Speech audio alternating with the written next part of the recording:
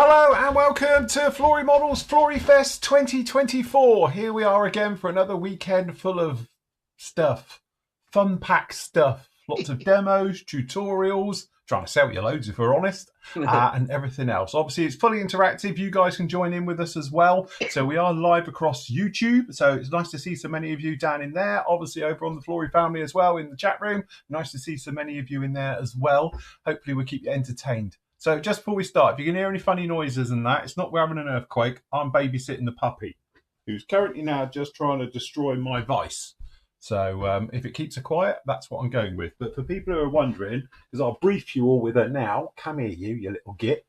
We got one of these the other day, if you haven't seen her before. And I'm babysitting, so I've been left with her for the weekend because my other half's working. So I apologise if, one, I have to disappear or you hear something going on a bit weird. It's just her. So, but yes, apart from that, say hello and say, you know, if no one pays, I have to go back to the pound. So, yes, it's that one. Right, you sit over there and I'll rescue me decals. I think those have had it. Right, okay, good start. So, we all good this morning, gentlemen? Andy, how are you? Yes, fine, thank you very much. Not too bad at all. Good, good, good. You ready for the weekend? You all set for a mammoth 2 days? No, not at all. No. He's only just had his breakfast. Bless him. Fair enough. Okay, and Nathan? We get up till 8:45. Jesus, I'll be up at 5:30. I don't have dogs for kids. I don't have any dogs for kids around. Or another half who has to go to work. Exactly. So, yes, good job. Nathan, you're dying on us, but, you know, soldiering on through man flu, SARS, chicken flu, whatever he's got. Yeah, I'm sponsored by Beecham's today. Right, okay. I'm still here. Still here. He's doing all right. Just doing about right. And John, how are you? I'm good, thank you. Fit and raring to go. Good, good, good. Nice to see everything else. And Matthew, are you done? All your editing's ready? Got all the videos all set for the weekend? Yep. We got there eventually at, what was it, 9:30 last night? It was knocking on a bit, to be honest. I've discovered a sound problem, shall we say, after I've done most of them. But yes, you would have all been going else. Hold on, why is Matt only coming out of one ear? Yeah, yeah. But yeah, still baffled by it, to be honest, why it's doing it. But it's all corrected, so they are ready, and you can watch them and suffer whatever how long they are in a bit. So yeah, good job. Very good. Apart from that, yeah, can't complain. Fair enough. So obviously, over the course of the actual weekend, we're going to be live with you between now and around about midday. Sorry, 1 second. Oi, can't have that. It started early, clearly. This is going to be a test of Phil's patience for the next It will 2 be, hours. actually. Whose bright idea was it to, be on my own with you?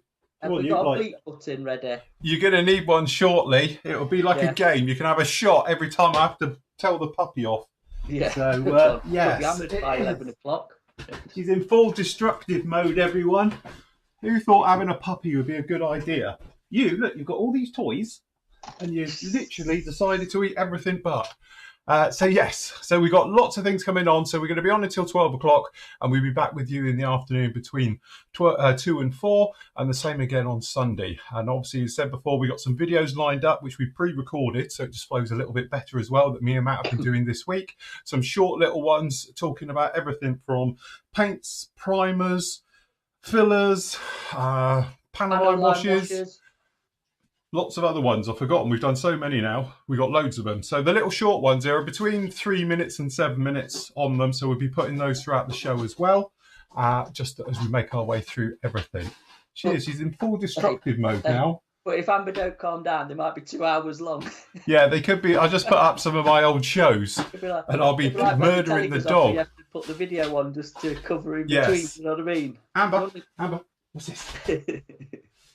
This is going to be great. It is. By your foot. What's that over there? With the finger points at the moon. So, yes, I'll be throwing treats at it. We won't need lunch at this rate. So, but yeah, so we'll be doing lots of things like that. So, first of all, let's talk around. We've got you some great deals and offers throughout the entire weekend as well. So, starting off with me.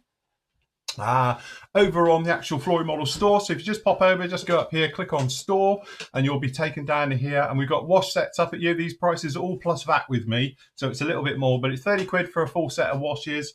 We've got the normal washes as well, which are around about sort of £4.70, I think they are each. So if you want to grab any of these ones, the thicks, we've obviously got the normal washes, the thin washes as well. Plus the fact we've got deals on all the pigments as well, and obviously on the merch. So on the merch, we've got a very nice deal on these ones as well. So instead of it being 20 quid, these are going to be a lot less. I can't remember exactly what they are now. So they're going to be around about 15 quid.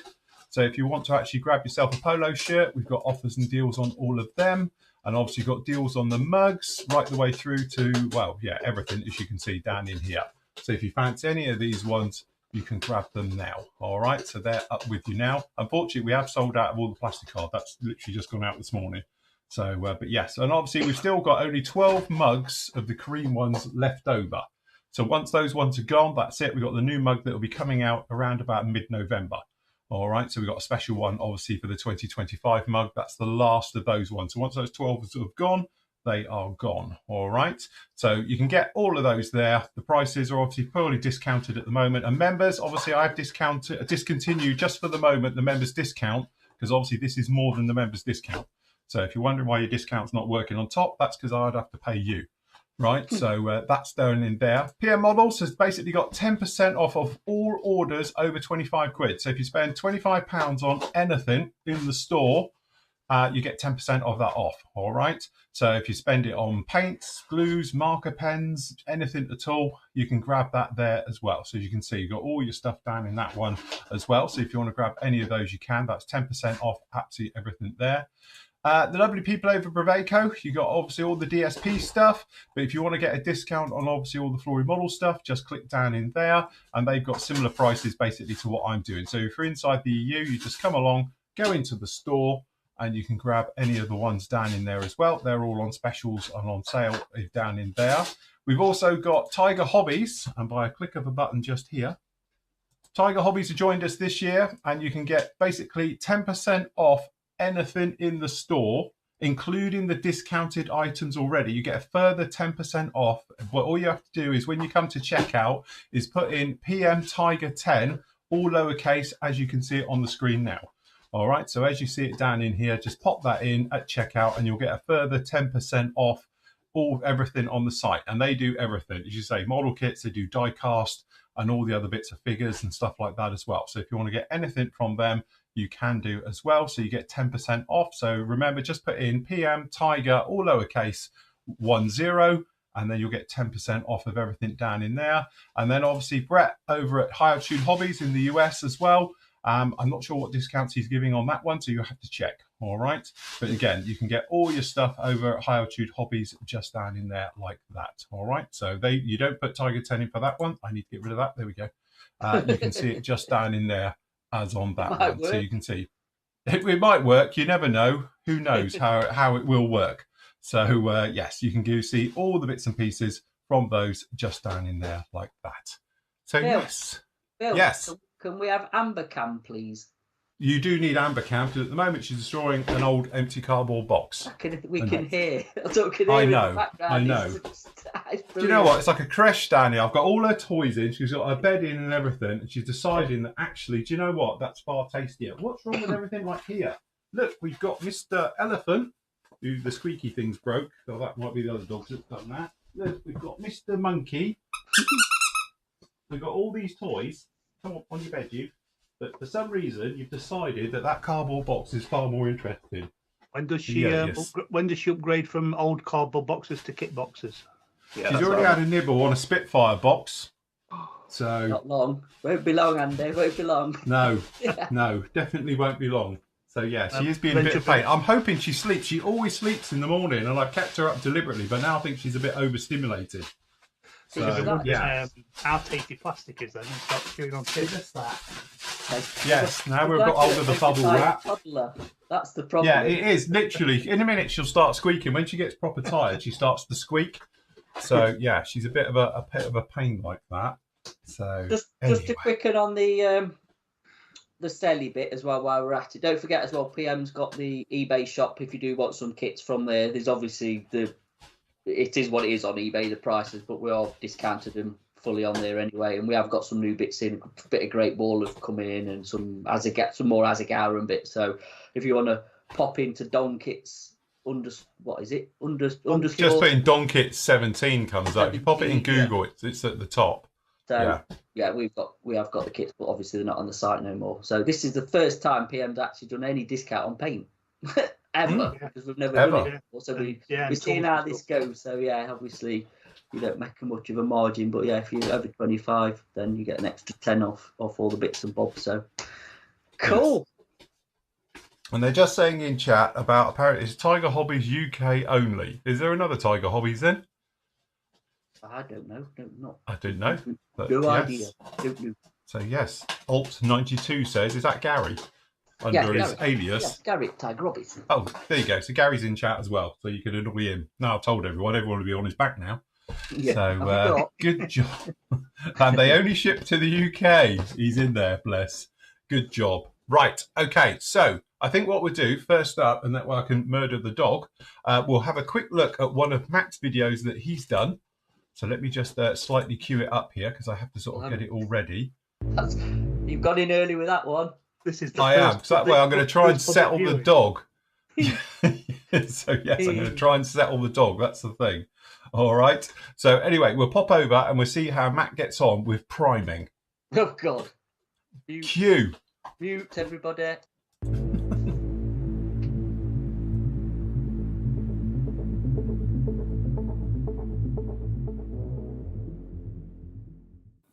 Hello, welcome back to the channel. So in this little demonstration, what I'm going to do is just show you how to quickly use the Gen 3 primers. So this comes in many different sort of colours, but for this demonstration we will use the black one. Alright, so I've already got this mixed up in the airbrush. So I've done it about 80% primer and probably 20% thinner. So again, just play with it yourselves to see what you're happy with. So we've just got the finger with a 1.2.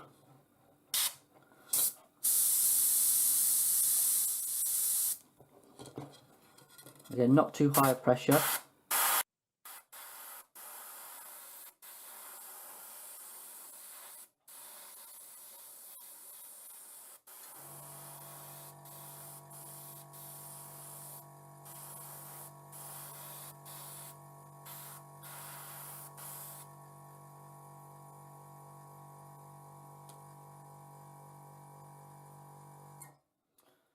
So we're just going to give it a gripper coat, let that go off, just to make sure we've got decent adhesion. And then what we'll do is we'll give it a full coat. So get that a couple of minutes to dry, and now we'll just go in with a heavier coat.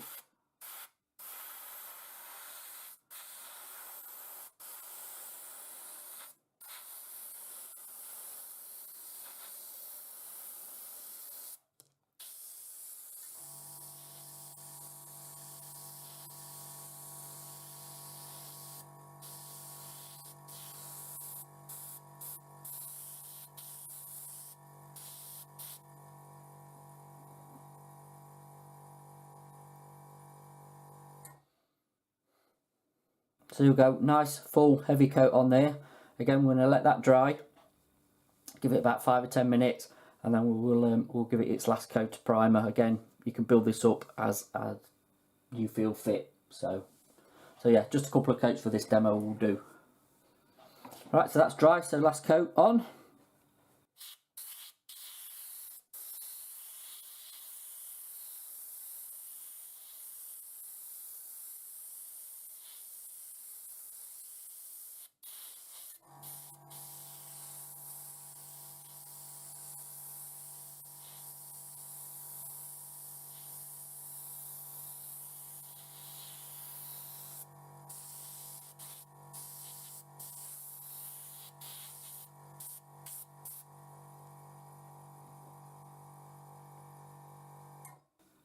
And there you go.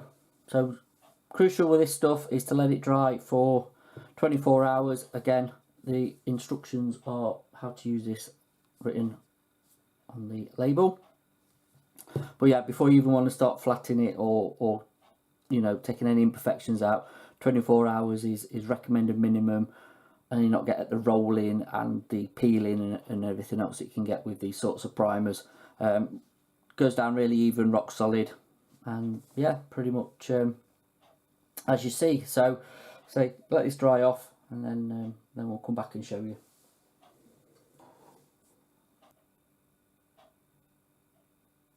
So we're all dried off. I've just speeded that up with the hairdryer, and as you can see, we have got a nice even flat coat of primer on there, all ready for the next stage.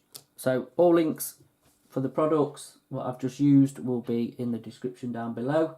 I just want to say thank you for watching, like and subscribe, and we'll be doing some more of these sort of short tutorials in the future. So again, see you in the next one.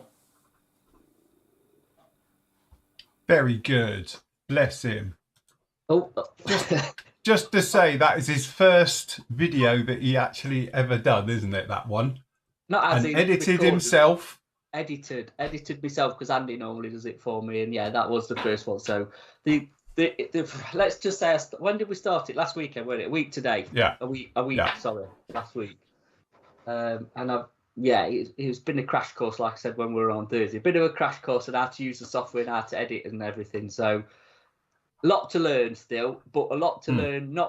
Probably from the editing is not as bad. It's actually when I'm recording, because like I said on Thursday, I see Andy's frustrations when he had to edit my videos, because I like to touch things, then my hands in the way when they shouldn't be, and move stuff, and it's just I'm frustrating myself. So yeah, I can see Andy's annoyance at trying. David in chat is asking what are the advantages over Mr. Surfacer and SLT? The stench is definitely less, put it that way. You know, if you've got an environment where you can't be spraying lacquer thinners, it's definitely an advantage over that. I actually like how it lays down. It self-levels. It's one of them primers that's like the old Vallejo one that was a brilliant primer, but used to take forever to dry and peel.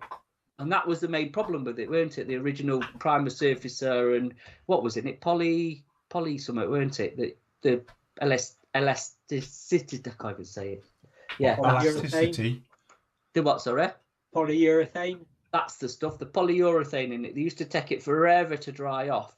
I think if you're doing armour and figures, it was okay. But when you've got seams and bits you had to rectify, it was a long-winded process of nearly a week, I think, if I remember rightly. Or Vallejo stuff used to take to fully cure. With this stuff is 24. You've got to leave it 24 hours. You cannot rush, try and think you can get away with it 2 hours later. It needs 24 hours.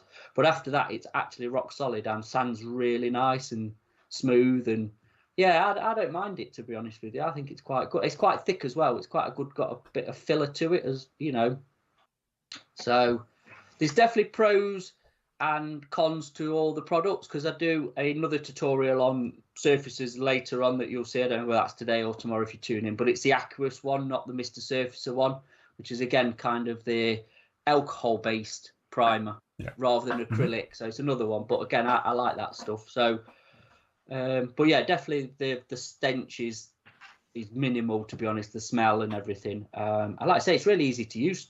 So the only thing I've noticed is obviously you get so many different colours, so you get your white, black and grey, and then they do some colours, obviously, like the greens and the rust and whatever else. You've just got to be careful thinning it of the density of the actual consistency of the mix, what you get in your bottle, for how much you're thinning it. So that's all you've got to be aware of. But yeah, I don't just to clarify a couple of things, because obviously people are just saying it in the chat. You did say a 1.2. You actually meant a 0.2 needle nozzle. I did. Set. Sorry. Yeah, there you go. Yeah. It is a 0.2. Yeah. God, 1.2. Blimey. That's back to the old car days, doing sides of buses with that. So I'll be re-editing that and putting it underneath. I meant 0.2 in writing and stuff as they do. But yes, 0.2 it was. Yeah.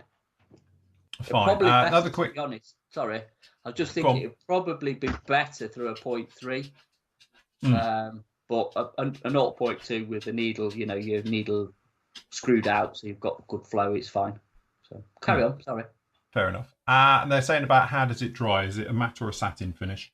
It's matte. It's completely. When you've seen it where I've edited it, I've done it with a hairdryer, but obviously you don't want to see that, and it is completely flat. But don't forget, you could, if you wanted a satin finish, you could put a bit of gloss varnish in there, you know, acrylic gloss varnish, and get a satin finish very easily. So yeah, but yeah, it does dry ultra flat. Which is something. So you're talking about that. I did on this. So because obviously it was a matte paint. When I sprayed the white coat on this. So when I gave it the clear coat over the top, I haven't got any satin. So I actually used matte, and I put a little bit of Goozy agent in with it. Yeah, that would work. Mixed it together, because they're both acrylic, and it actually worked out really nice. I mean, it gave a proper nice satin, you know, on the side of glossy. Yeah. So I always say you get two types of satin. You get the one that's just sort of, you know, flat to semi, and then from semi to a gloss. And it's definitely between the sort of semi to a gloss finish. So it actually worked really, really well for it. So you can mix little bits in with it. We often talk about it, and I think it's something that people overlook.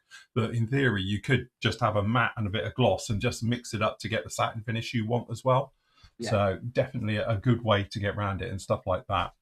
I mean, that was a trick people were using to make it speed up drying, weren't it? By putting gloss varnish in one of the, I can't remember what primer it was, but I say with this, the Gen 3 stuff, it dries within 24 hours, enough to sand and work with without it peeling and ripping off like the like the old Vallejo stuff used to. I wonder if they've updated that formula on the Vallejo one, or it's still the same. I've not ever tried it, to be honest.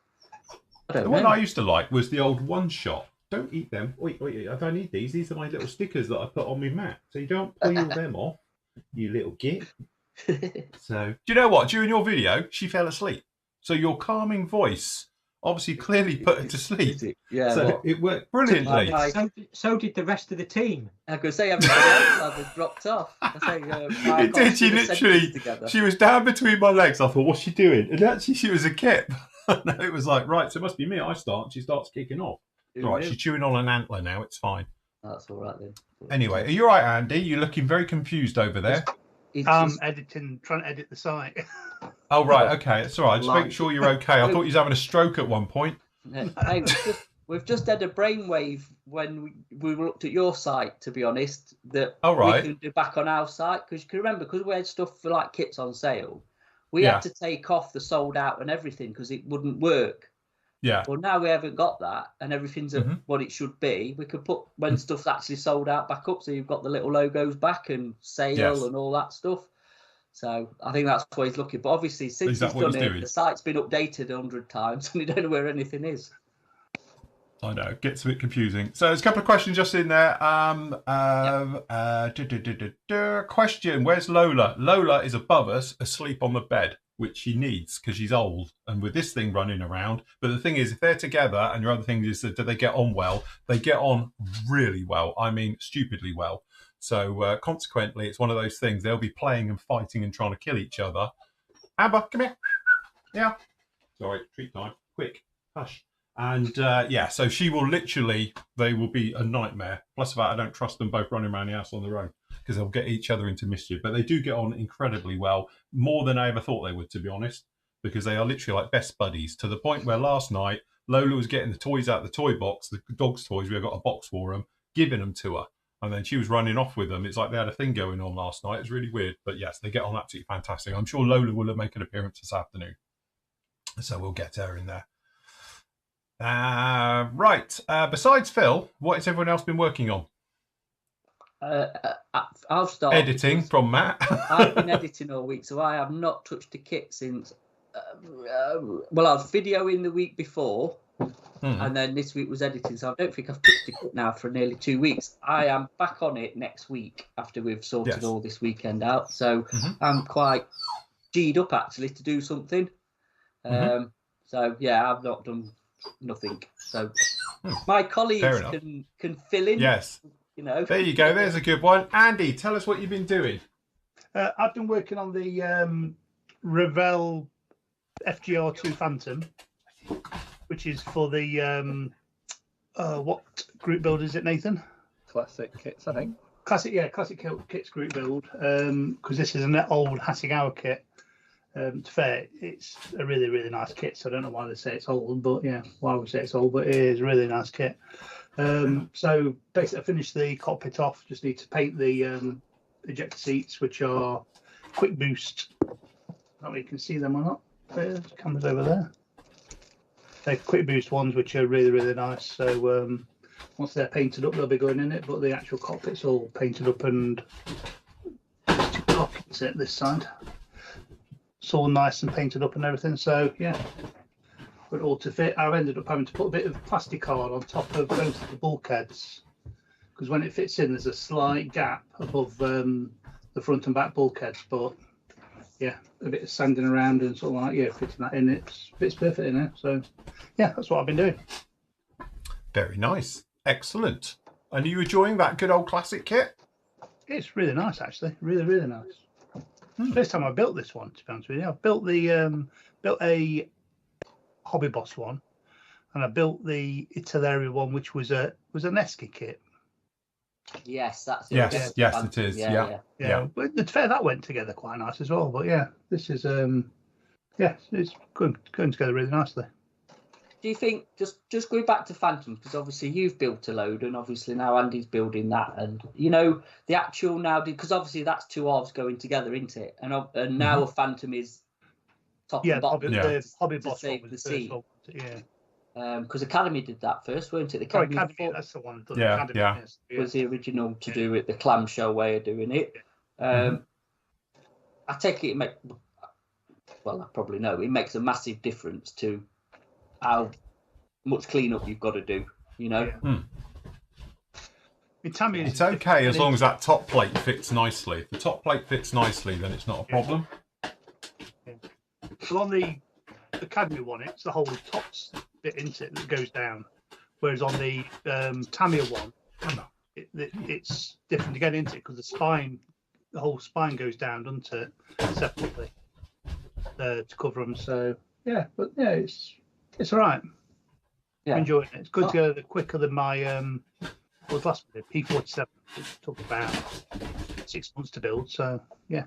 Carl in chat just said, can we use modern aftermarket seats on the classic kits build? Yeah. He's been looking for pre-90s aftermarket. No, you can use any aftermarket you want. Better be. Yeah. Especially Unless decals. Unless you want to be a purist, yeah, you can do pre-90s aftermarket. Who does pre-90s aftermarket? Valinden? Were they? It would have been probably Valinden, wouldn't it? Yeah. Which Aero Club white metal seats. Yeah. For those, yeah. True Detail. They used to do them, wouldn't it? Yeah. Resin ones. Yeah. I wouldn't wish that on anybody. No. Dumb modern. And somebody's just asking, can you put RC paint over Gen 3 primers? Yes, as long as the primer's dry. Absolutely. Which would be real colours by that. Yeah, real colours, yeah. So, yeah, no problem. You can put anything over it once it's dry. Yeah. Very nice. Nathan, what are you working on then? As if we need to ask. A mild panic build. This thing here. So I've got this bit so far, which is kind of like the rear 2/3, and then I'm going to try and get the cockpit front bit done today. I was doing photo etch, but I sort of decided photo etch was a lot of work and adding nothing to it. So it'd be nice if you did the photo etch flaps and everything on it. Oh, no chance. Sure, you get all them sorted in 4 weeks. I've sort of done I've done like a photo etch cockpit bits, but they just look the same as the plastic ones. So I've gone back to plastic. I thought it would be easier. So this has got to be ready for Telford. Actually, it's 4 weeks today, isn't it? Telford start. So yeah, that's 4 right. weeks today. So you've got 3 weeks. We can do that. So 3.5 weeks. like, I've got a more modern tooling of it, full of flash. So I'm just like, you know what? I'm just making my life easier. So it's a bit. That's why it looks like a Matchbox kit. It's actually 2 different boxings, taking the best from 2. The touch wood, by the end of the show tomorrow morning, should have something tornado shaped on the bench. Do you know what you should do, Dave? is actually don't paint it, make it like a Matchbox kit I from suppose the just leave it 70s like with that. all different colour and just Yeah. leave it like that, and then Yeah. take it and say, you know, the Matchbox Tornado from 1982 just or so. I don't know. You know what I mean? Just make some up. Yeah. Brilliant. I wish I've got a few sins to hide, if I'm being honest, but yeah. It's all right as a kit. It's not quite old enough for classic kit though, but it certainly feels like a classic kit. I remember always seeing that kit in, you know, you go into the model shop and it was always that, where it was the green boxing, I think it was. As I said, it had the low level, was it the British GR1? And it had that, and it was always fancied that. It was like, oh, we'll do that one. But then you hear the horror stories about it. And for some reason, I built the old Airfix 48 scale. Was it the 48 scale one they did? Yeah. That Yeah. was awful. Yeah. That was truly awful. It was like, really? That proper never fitted. So Yeah, I've got one there, and it's just for the weapons. yeah. That's Yeah, it. nick the alarm missiles off of it. But yeah, that was Totally. truly bad. And I think, oh God. So I built one years ago. It's there. It's not my normal scale. I think Sure. Jim's picked up on Yeah. it. You know what? Playing someone else's fiddle's not much fun. But, If I remember rightly, Phil told me to. I'm sure it was Phil told me that the rear stabilizers, put together with I used barbecue sticks yeah. to go through to put them on. So just drill the holes through because the plastic bits are absolutely naff. Yeah. I did it so that the wings came off, so that made it easier to paint and transport. And on mine, I've also behind where the covers are, when the wings sweep, I used a tin foil and marked lines in it to make it to make it look like the canvas covers, and glue them on so they actually are movable. Look at that, very posh. Yeah. Do your wings detach for transport? No, because I wanted. One of the things that bugs me on this kit is where they've got like the seal over the wing. There's like a 1 mil gap, so I've just sort of clamped it and glued it in because it bugs me. Yeah. For the wing glove, whatever you call it here, I'm going to use green putty. Fair enough. Yeah. And then just sort of, but yeah. It's because the Tornado Sig got the big display. Someone had the bright idea of building big tornadoes. I'm like, really? Yeah. Not enjoying it at the moment. Very, very dusty. Very big, very dusty. It's got genuine dust on it. Golf dust. Oh, that's should be like that. Oh, careful. Jesus. It all moves, so yeah, it's all right because I can have mine because I've got the metal behind the wings, the tin foil. You can sort of have it open or closed, but. Dave, didn't you think about building the artillery one? I thought about not building anything, if I'm honest, in 32. Oh, right, fair enough. Fair play, yeah. Skip that one. Not the artillery one. And I think because I just put it off, I thought I don't want to rush build that artillery one. I'll just rush build a Revell one. And it's been in... It's a big mistake when you get into a... So just talking about it, that artillery 30-second kit, because obviously it's quite modern. Is it accurate? Is it worth it? Or is it a little bit of a... Yeah. It's £100, isn't it? Yeah.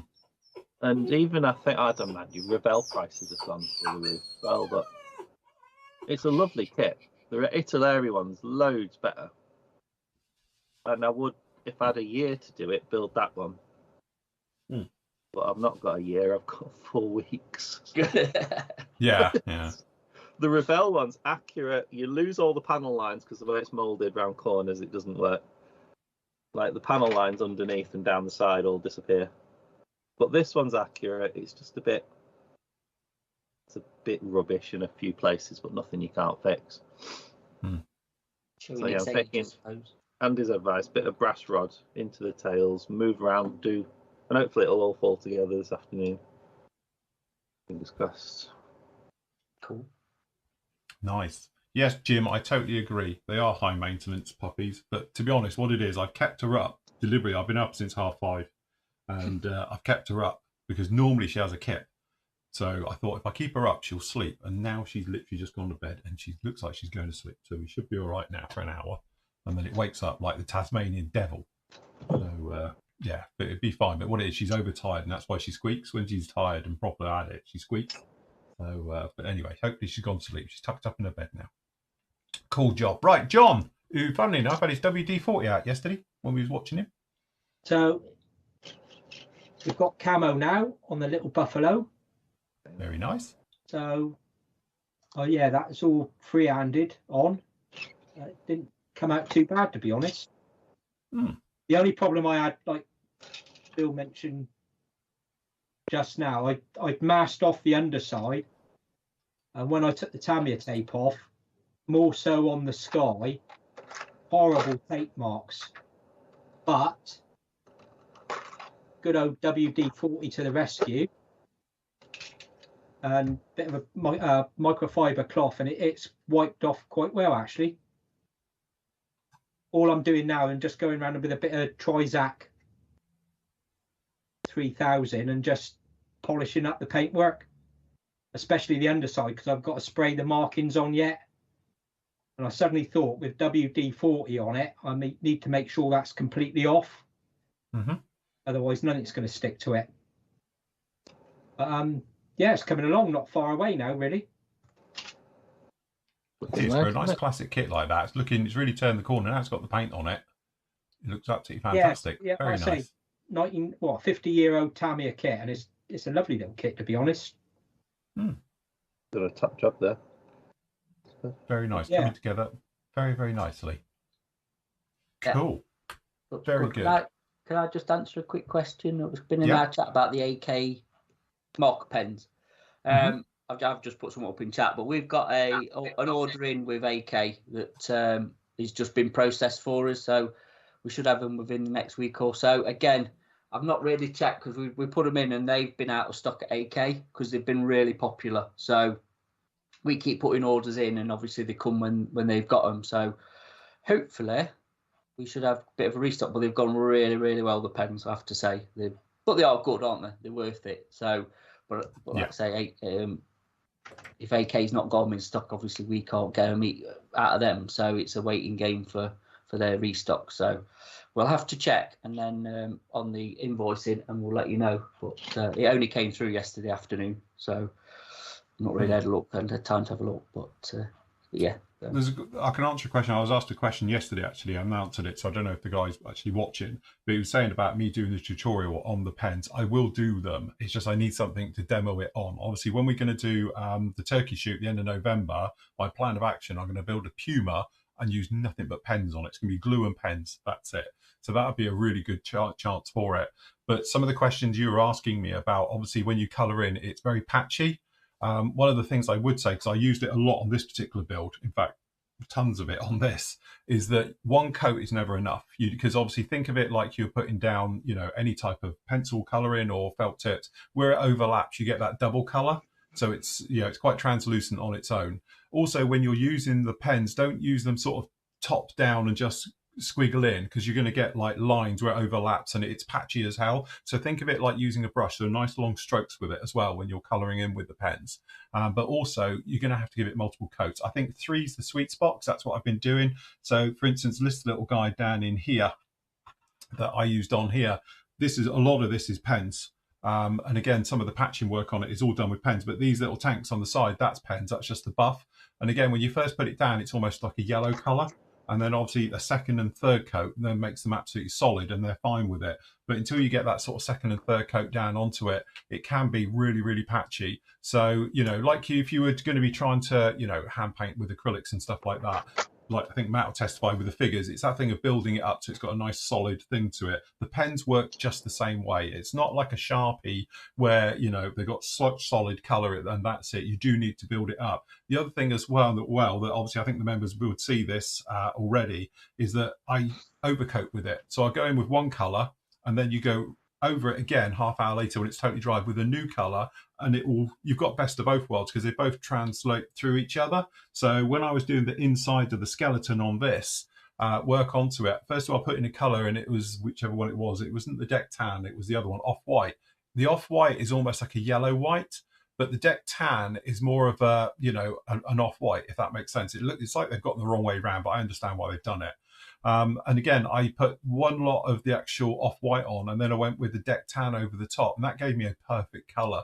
So think about, you can blend them and you can do various things with it. I know when we did the quick, I think we did it live, wasn't it? And I showed using the pens. If you use them when they're wet as well, you put it down, then you put the next color next to it, they will merge into each other like a paint would. But if you let them dry, you get a hard edge. If you do it when they're wet, they get a soft edge. So I think some of the people have been asking me the questions about them. You know, a lot of it is that you're having to learn a new way. It's not a miracle thing and you just paint it on and it's solid.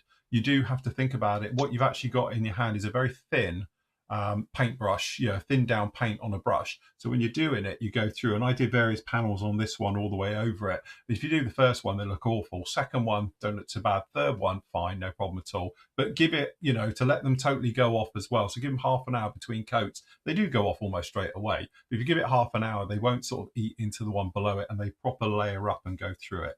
That's the only thing. So I've had lots of people message me and saying, "Oh, I can't get them to work. They're a gimmick." Again, it's one of those things. You do need to learn how to use it properly. And once you do, they're a godsend. And as I say, for something like this, they are brilliant, absolutely fantastic. Of just popping around and doing little jobs, cockpit detail, but also, as you say, like raised detail, you just go along with your pen and just like that. I couldn't be bothered to get out the buff paint and, actually hand paint these. And because they're a really thin mix, it's better than hand painting. Because what it's like, especially if you're using Tammy, you almost have to flood it on so you don't get brush marks and that sort of patchiness. But with these, you don't. You just put it on, let it dry, second coat, third coat, and they come up really, really well. And that it's the nice thing I like about them is that literally I have them here, and you just take it out, take the lid off, and use it. I haven't got to sort of mix up paint and stuff like that. Don't get me wrong, I wouldn't want to do the entire thing in white with it because I think that would take you about 10 pens, but for just doing little tiny touch-up jobs and things like that, it's great. And also when I was working on the Corsair here, when we were doing this one, I did the gear with it, little touch-ups and things where it was a little bit over-weathered. So I just went over it with the white pen and the various ones on here. And even the gold grey on the top is that off-white colour. Pretty much a match for it, to be honest, and go through it like that. So, yeah, it does work really, really well. So, as I say, it's just learning about it. John's a convert, aren't you, John, to pens? Yeah, the little bit I've used of them, yeah, they're good. I've only done sort of small details with them, but I think that's the thing. If you use them for small details and just little tiny touch-ups and stuff, they're absolutely great for it. And also the thing is, when you do a touch-up and you've used proper paint, sometimes, especially if you've weathered, you get a real difference with it, and it's not brilliant. So at least using the pens, because it's a lighter, more, you've got to build up the layers, it doesn't stand out as much. So when I touched up the white on the Corsair, for instance, there's a few areas where I did it, and especially underneath, I did little bits like under here, I had glue marks where I'd actually glued the doors in, and I just came along with a pen and put the pen down there, and I did a couple of coats with it, and it was absolutely fine. I had a big one down the back here, and during the build, the guys know about it, and I made what it was. I had a run, actually, to be honest, and then when I sanded it a bit, I went a bit through the paint. So I came along with the pen and I just gave it a couple of coats, and you can see it there. Don't get me wrong, it's not invisible, but it's blended in beautifully. And I would put that down to a maintenance touch-up. That's what I'm calling it. And we did it like that. But again, a few bits down in here on the gear and that, because I had actually forgot to paint the little actuators. So the little actuators down inside there, I forgot to do it. So I used the pen and I painted it on the sprue. Heavens of it, but I did. But and again, it was that thing about it would take longer to sort of either get an airbrush out and load it up and go through it, and that's just the pen, quick coat. I think I did 3 or 4 coats on the clear part, on the gear parts, to paint them in. But I did all the wheels with it first time. Did all the wheels, all the actual gear bits, all with the pen alone, just to really see if it could do it, and it did. It worked it really, really well. So I've done all my instruments and control panels are all done with just a NATO black, rubber black. One of them as well, because on the instrument panel on this it's grey, and then background, and then all the instruments are black. So it was just perfect. Just sprayed it grey, and then touched in all the black bits on the instruments and everything, and it's come out really, really nicely. I tell you what, you're good for with the cockpits as well. When you've got like radio boxes and black things that stick out, is to give them an edge I like with the white or the grey. It's a bit cartoony, but in certain scale, it makes it stand out. You know what I mean? It's kind of an artist's way of doing it. But, like I say, without getting the wet palette out and loading the brush up and paintbrush and painting them in, just get a pen and just like around the edges. And, it just highlights certain bits. I think they're just brilliant. I mean, I bought a separate set completely off Amazon of just a general load of colours because I was so impressed with the AK ones. Obviously, at the time they had a limited, colours to that set, didn't they? They are actually doing another set, aren't they? They are bringing some more colours out to go with the range. I can't remember what they're going to call them, but obviously we'll stock them because we think they're brilliant. But I went to Amazon, I think about 20 odd quid, and I got, 60 pens or whatever. They're not as good, if I'm honest. They're not as good as in coverage and things, but they've got colours in that I think was missing out of the original AK set. So yeah, like a grey. Grey. Greys. There's more reds. There's different tone blues or whatever. There's a lot more in this set. But again, I do like the AK paints, pens, as in the flow, the consistency of the paint, the coverage. I think they've quite kind of hit onto something there. So can't recommend it enough. It's one of them products of the year for me. I would say so. Yeah. Sorry, if you want to learn how to use them, best thing to do is go onto YouTube and Google artists who use them, as in just put acrylic paint pens into YouTube, and people draw with them and paint with them and everything else, and you'll get a gist then of, it's on paper and it's not on styrene, but you'll see how they work and what they do, because you can blend them and you can do all sorts of fancy things when you've got the talent to do it. But like Phil said, it's one of them where if you go and watch a few videos and you'll get, and practice, innit? Just practice and practice. It is practice with it, yeah.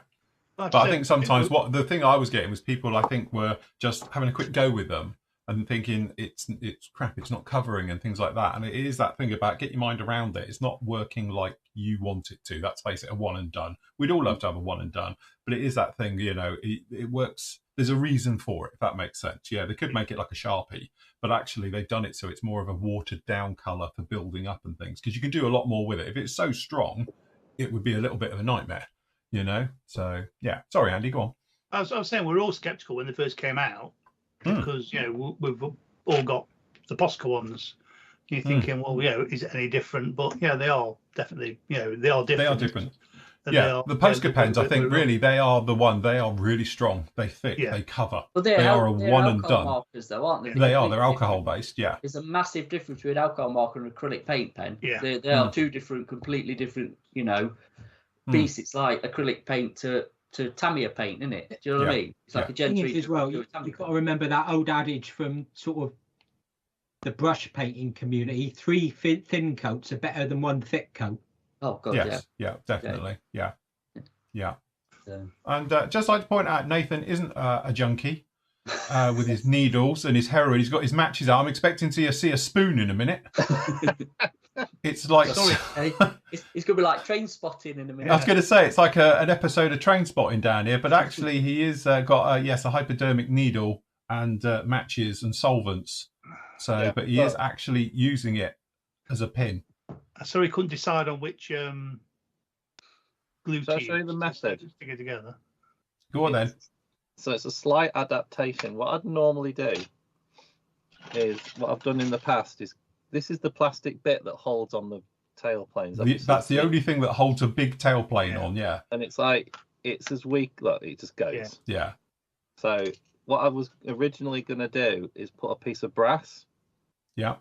But then I thought, why don't I just drill a tiny hole through the middle, and then just put a strength, because that plastic bit's the right size, and I've got these hypodermic needles are as tough as they're really strong. Yeah. And then that'll add the strength. Yeah. And it's literally just drill a hole through the middle. You don't have to particularly center it. You just need something strong to stop that bit breaking, and obviously cut the end off, and bam, done. I tell you what, as somebody has to stab themselves 4 times a day, you've got loads of them, haven't you? I'm glad mine aren't like that though. Slightly smaller needles, like a kitten needle, as they call them. I wouldn't like to be injected with this needle. It's like it's like a mil thick. It's like a knitting needle. I've got a load of these left when Andrew's doing IVF, so I use these ones to get. I don't know how to. I didn't inject Andrew with these ones. But do you know what? Even if you get like a thin one, I'm not going to stab myself with this. the metal in these things is really strong. Oh yeah, they're designed not to break. Let's face it. And it's a sod cutting them, to be honest. But I'm thinking of just putting a small pin here at the front, and then that'll give me 2 really strong joins. But I mean, if people have them lying around the house from medical or recreational use, I don't know, they're worth having because the metals. I bet you can get loads on Temu, can't you? Oh, Yes. God, yeah, go off and buy hypodermics off probably Amazon and stuff. Don't you save yours, Andy, at all? But they're really springy, Mine. so they're quite good.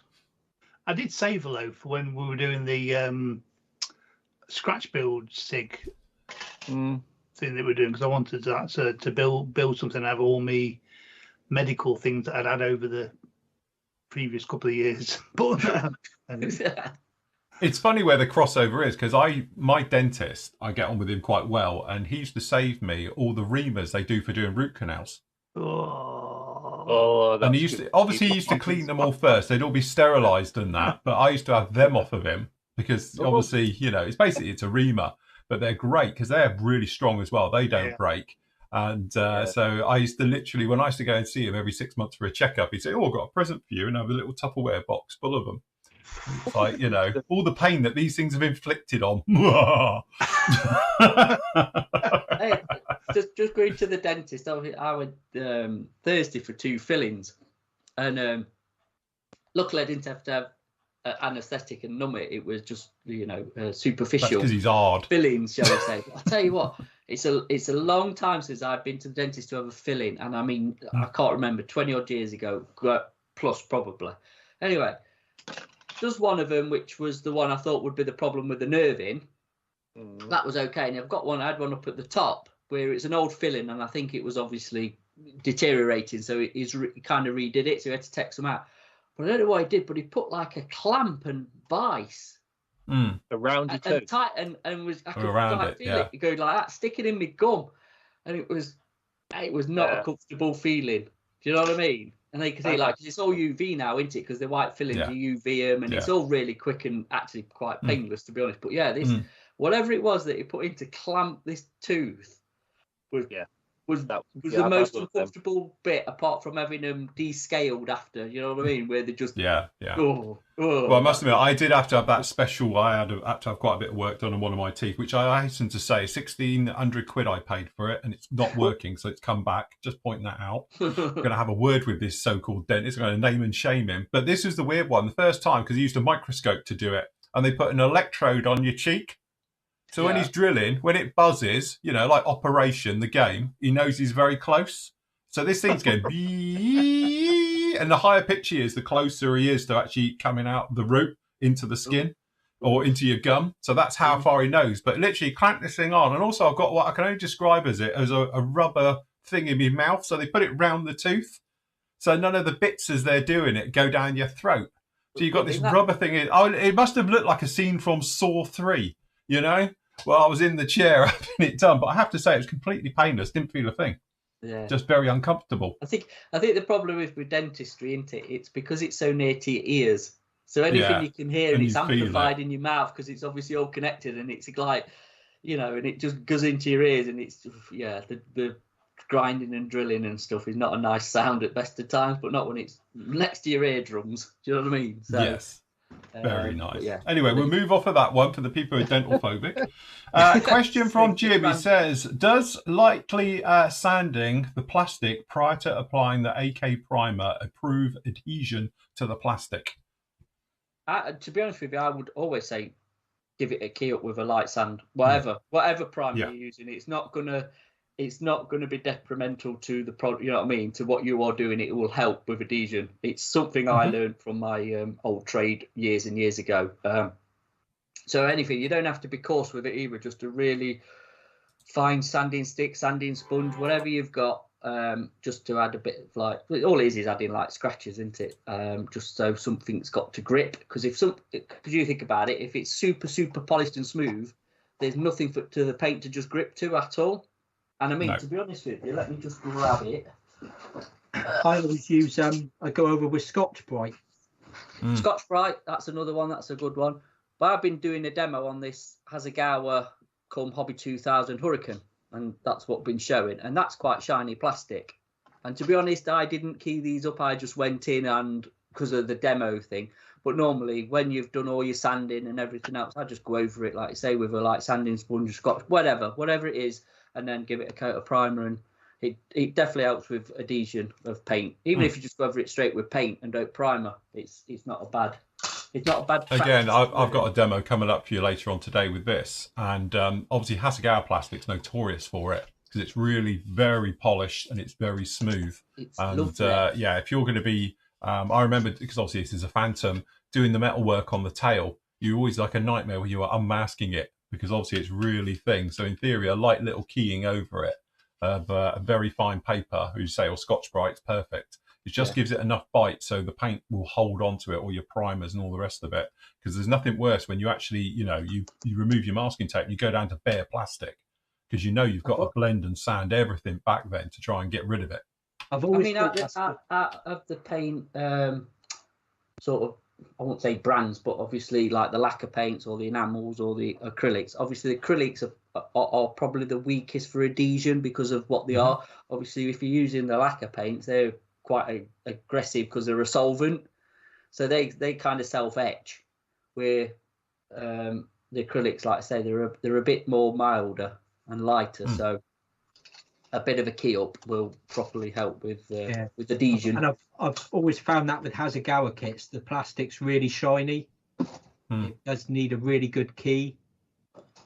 Yeah, otherwise, definitely you will get the paint peeling up with the tape when you take it off. Definitely. I like Hasegawa styrene. It's nice. I do. It always has it. Yeah, it's nice. Fan. Always really good. Yeah, it must be. When you look at Hasegawa styrene, you look at like Italeri of the same era. Italeris is always really rough. Those have that texture on their plastic, and then you get a Hasegawa kit and it's polished, and you're like, "Oh, that's nice." Do you know what? It's like they've took real pride in the molds.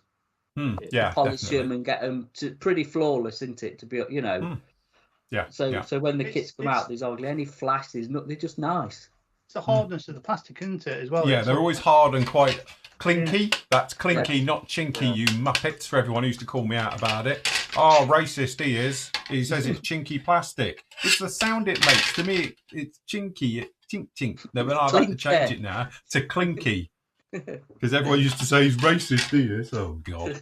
Anyway, just a thing. Don't forget, if you like and subscribe and comment either in any of the chats, just say hello, send us a metal plate or whatever. Our giveaway for this morning is one of these, which are the solid metal Flory little these things. So what you can do, if you pop a magnet on the back of this, these are great for work trays as well, but I use them for keeping small parts in. To everybody that says hello, or just one person? Well, anything you do, but chuck something in there, comments and all the rest of it. So if you've commented in the chat or anything else like that, but make sure you like and subscribe, I will send to some lucky winner, I'll announce you on to this afternoon's show, one of these. So, or if you buy us a coffee, you're an instant winner. yeah, that's it. If you buy us a coffee for over 50 quid, you're an instant winner. Yeah. But yes, I'll send you a very nice metal tray. We've got a little competition as well. So we're gonna do one this morning, one this afternoon, one tomorrow, and one tomorrow afternoon. Yeah. That sounds cool. We'll work that out later. So yeah, PM's got a giveaway as well. So, but you've got to like and subscribe to the PM channel, not the Flory one. That's the rules. I need to get my subscriber count up. That's it. Need to subscribe so you can start monetizing. Yeah, basically. Right, okay. No, it's time for another little short film. This one's for me. Members, you would have seen this already. This is the cut down highlighted one. All the ones after this are all new. Nobody would have seen them. But this one is talking about CA filler, super glue filler with talc. Now, I am acutely aware, apparently, that CA filler and talc is a little bit iffy these days because depending on the talc brand you're using, it's now not chalk as it used to be. It used to be 100% pure chalk. Because apparently the mines they came out of are also the same ones that bring out asbestos. So yeah, that's why they don't like it. So a lot of them now have changed over to cornstarch, and cornstarch won't work. But if you can get the original one, like Johnson & Johnson's used to be, and to be honest, I've still got like a 10-kilo tub that I'm working my way through, and I can't send that out to you in little zip bags because I'm sure that's illegal.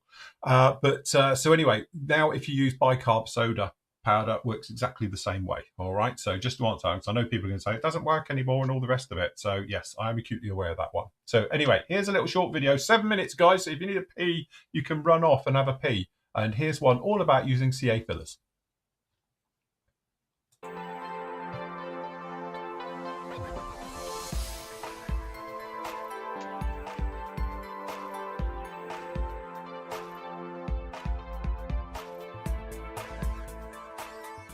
So we need something speedy, we need something that's going to work first time, and we can just push on. So for that, we're going to go back to a little bit of old school, and we're going to go back to super glue and talcum powder.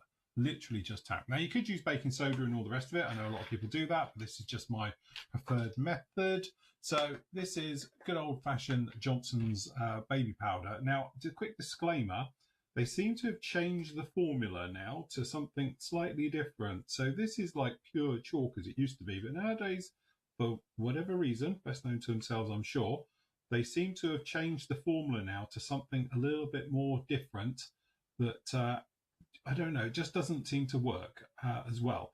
But if you have got the old stuff lying around, use that, all right? And you can go through it that way. So all we've got is a little bit of talc. We've done it on a little bit of polythene so it doesn't ruin my cutting mat. Then we've got some drops of super glue. So we just put in a few drops. If you've ever made cement and all the rest of it, you know what I mean by this.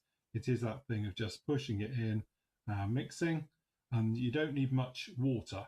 So you don't need much glue in this case. It will thicken up and it will turn into a nice little gooey little mess, as you can see. And again, what you're looking for is something akin to a paste.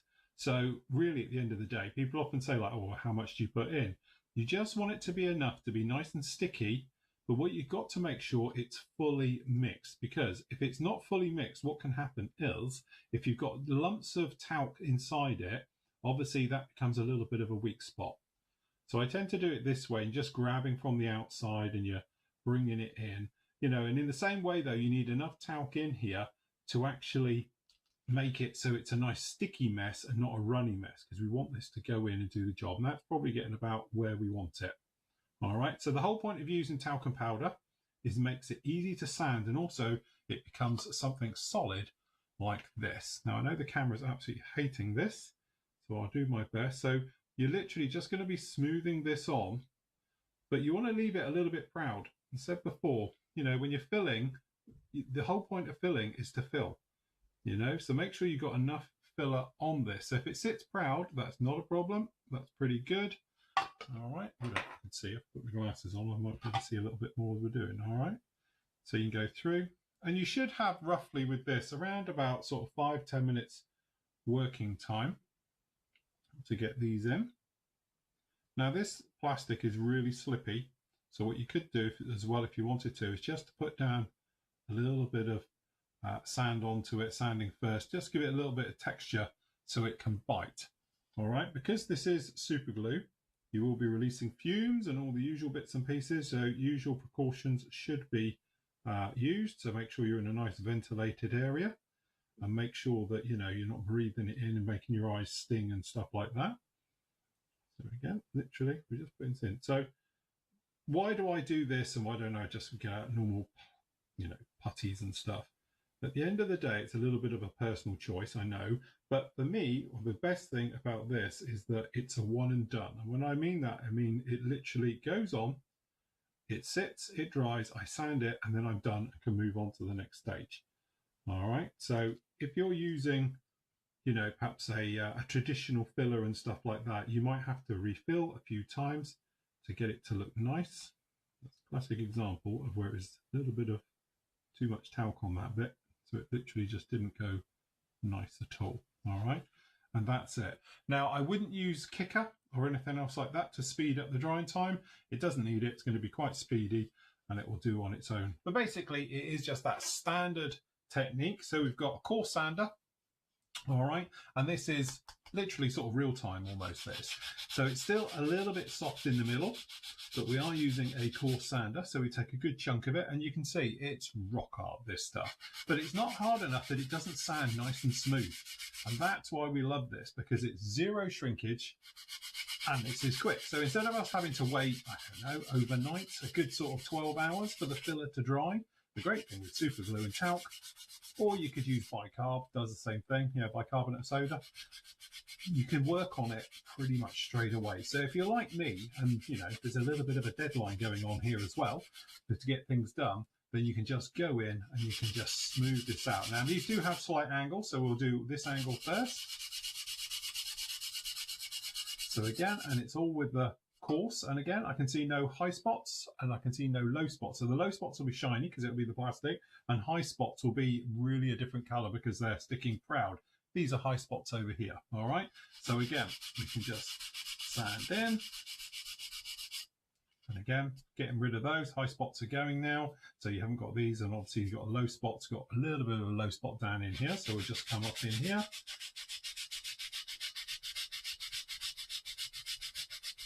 All right, and you also get the thing about people when they talk about, obviously you've got high spot here, you can see it sitting here. So talk about obviously using coarse sanders, and they start using sandpaper grits that are in the hundreds and stuff like that. This isn't true. This is one of those things, I don't know quite where it comes from, but like this here is a basically 100 grit, that's it. All right, probably won't go any less than that. You can see we're almost through now, but you can see there's no real scratching. It's not like ripping this apart, So this one here is actually a 120. That's what it is. See, like, I haven't been making these for a few years now. I forget what it is. So it's a 120, and you can see that's pretty much there. Just got a little bit of a spot there. So we got down to here the fine sander. So this is literally just for finishing off now, and this will just get rid of any nasty scratches that may have been caused in the sanding. It's actually looking pretty nice, to be honest. A little bit along there. Then all we're going to do, switch out, good old-fashioned sponge.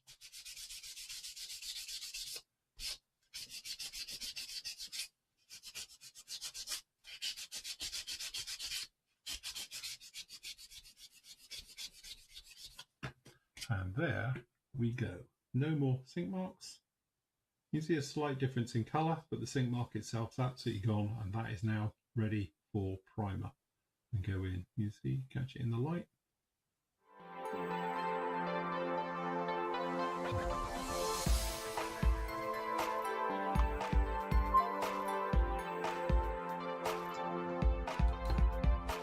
And there we go.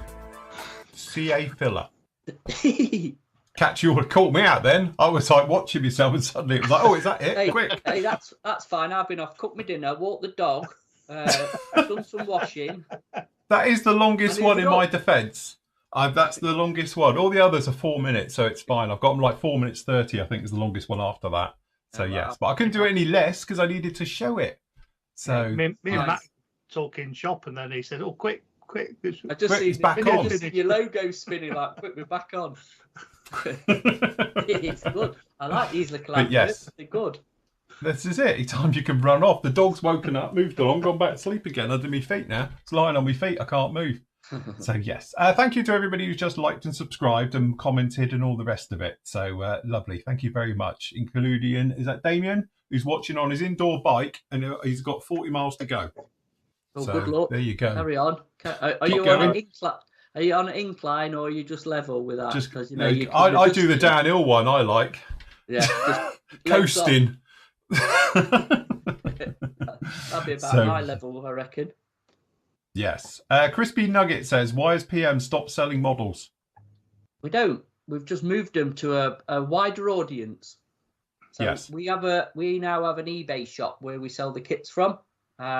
So if you want to go to the link for that, if you've got it, and you can show them. But yeah, it's a change of strategy, to be honest, from the business point of view. So we are going to change next week. We're just literally talking about it. Yeah. The name at the eBay store at the moment is called Don Kits 17. But we are going to change it next week to represent PM models. Yes. When we first set it up, we did it as Dom kit, but then you can't change it for a month. I think it's a month or so into afterwards, and so we've never actually got round to, because I need to change the banner and everything on it and what have you. But can you show that, Phil, for us? What, the other one? The Dom kits. Hold on. The YouTube? Not YouTube. YouTube. eBay. eBay store. Is that the new YouTube channel? There it is. There it is. Look at that. Look, with my fantastic looking Katie ambulance. Look. Yeah. That's it. You're not taking that down. I like that. I'll leave it, but I'll just change the. Do you know something? You know my new shed. Go back up a minute, Philip. Yes. Is that colour green? Oh, you gone for that green, have you? Well, we actually had some in the shed from the previous thing. You painted the decking in their shed. So we painted the back and the side. Actually, it's quite a nice colour. It's not far off that sagey type green, and I quite like it. So we're going to paint the rest of it. So, yes, there you go. Anyway, sorry, carry on, mate. Look, we have paint black blotches on it as well, and do it as a Mickey Mouse. Yeah, I was going to say, couldn't you do it as camo?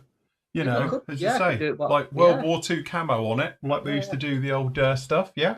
Yeah, I could do it as like a bunker or a control tower, whatever I want. This is it, yeah. Black on it. His wife will be setting a match to it. And... Yeah. There you go. He's doing a 2,000-foot climbing. Jesus. That's, oh, my God. Is that 2,000 or 20? I can't see. It's too far away. It looks like 2,000 from here. That's quite an incline, that, isn't it? Yes. And Debbie says, hi, guys. I've subscribed today, and I've started my Christmas shopping on your website. Really enjoying the show. Thank you, Debbie. Thank you. That's what we like to see. Good job. That's like a climb up the Alps, isn't it? He's doing. It's doing the top of mountain stages, I think. That is a proper mountain stage. Jesus. 2,000-foot climb. That's a big climb. I'd be stopped and walking, pushing it. Yeah. Is there like a something on the PM site saying that you've now got an eBay shop? No, they're going to be. That's what Andy's just said. We're going to update it this week, and the site as well, to say the links to the eBay shop on the on the site to say where the kits are and stuff. Yeah, we're going to do that this week. So, I know what you need. You need Linktree. Pardon? Linktree. What? Linktree. What the hell's that? And you put it on your Instagram, all your socials. It's one little page with all your different sort of links on it. Is it really? I'll show you at break. Yeah, show us at break, because that sounds right. Show us in the break. Show us your Linktree at break. That sounds really dodgy, doesn't it? Can you tell that Nathan's the youngest out of us all? Cause... Yeah, definitely. We all go, he says these things. Have you seen such and such? We're like, oh, what?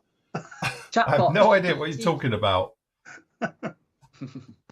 Yes, good job. Okay, so don't forget, we have got big discounts and stores on all the various things going on today as well. So again, we've got deals on the washes. They're just 30 quid for there. I think the washes are around about $4.75 each. I think it is as well on all the Flory Models stuff, because it's Flory Models Flory Fest weekend. So we do extra special discounts right the way through. We've got obviously the hoodies and the polo shirts and the t-shirts and the aprons all up as well. We've got the mugs, so if you want to grab yourself a mug, and the holders, there's the trays down in there as well, the tool trays. And obviously we've got down in here, we've got Kareen mugs and some other bits which I've sold out of. I'll have to get a restock from Kareen next week when I'm with her.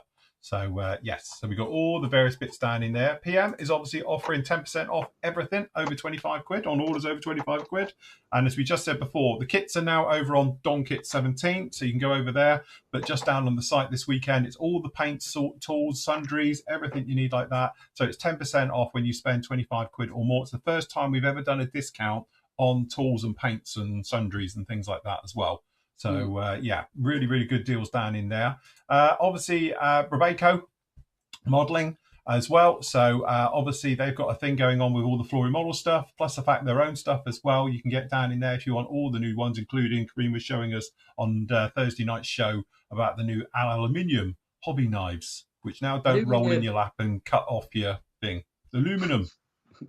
That's the one. And all the other DSP stuff as well. So if you want to get anything from them or in Europe, so obviously if you're in Europe, make sure you buy from them so you don't have to worry about it being shipped from the UK, and you don't have to worry about taxes and all those things and charges and all things like that. So if you buy direct as well, you can get them from there as well. So you can pop in there. Tiger Hobbies. Hold on, where's me link? There it is. Don't forget, you can pop over to tigerhobbies.co.uk just to make sure, and they are offering 10% off with the promo code PMTiger10. You just pop in PMTiger10, all in lowercase, and as you can see here, and then you can go off and get 10% off anything in their store, which includes anything that is discounted as well. So you get a further 10% off.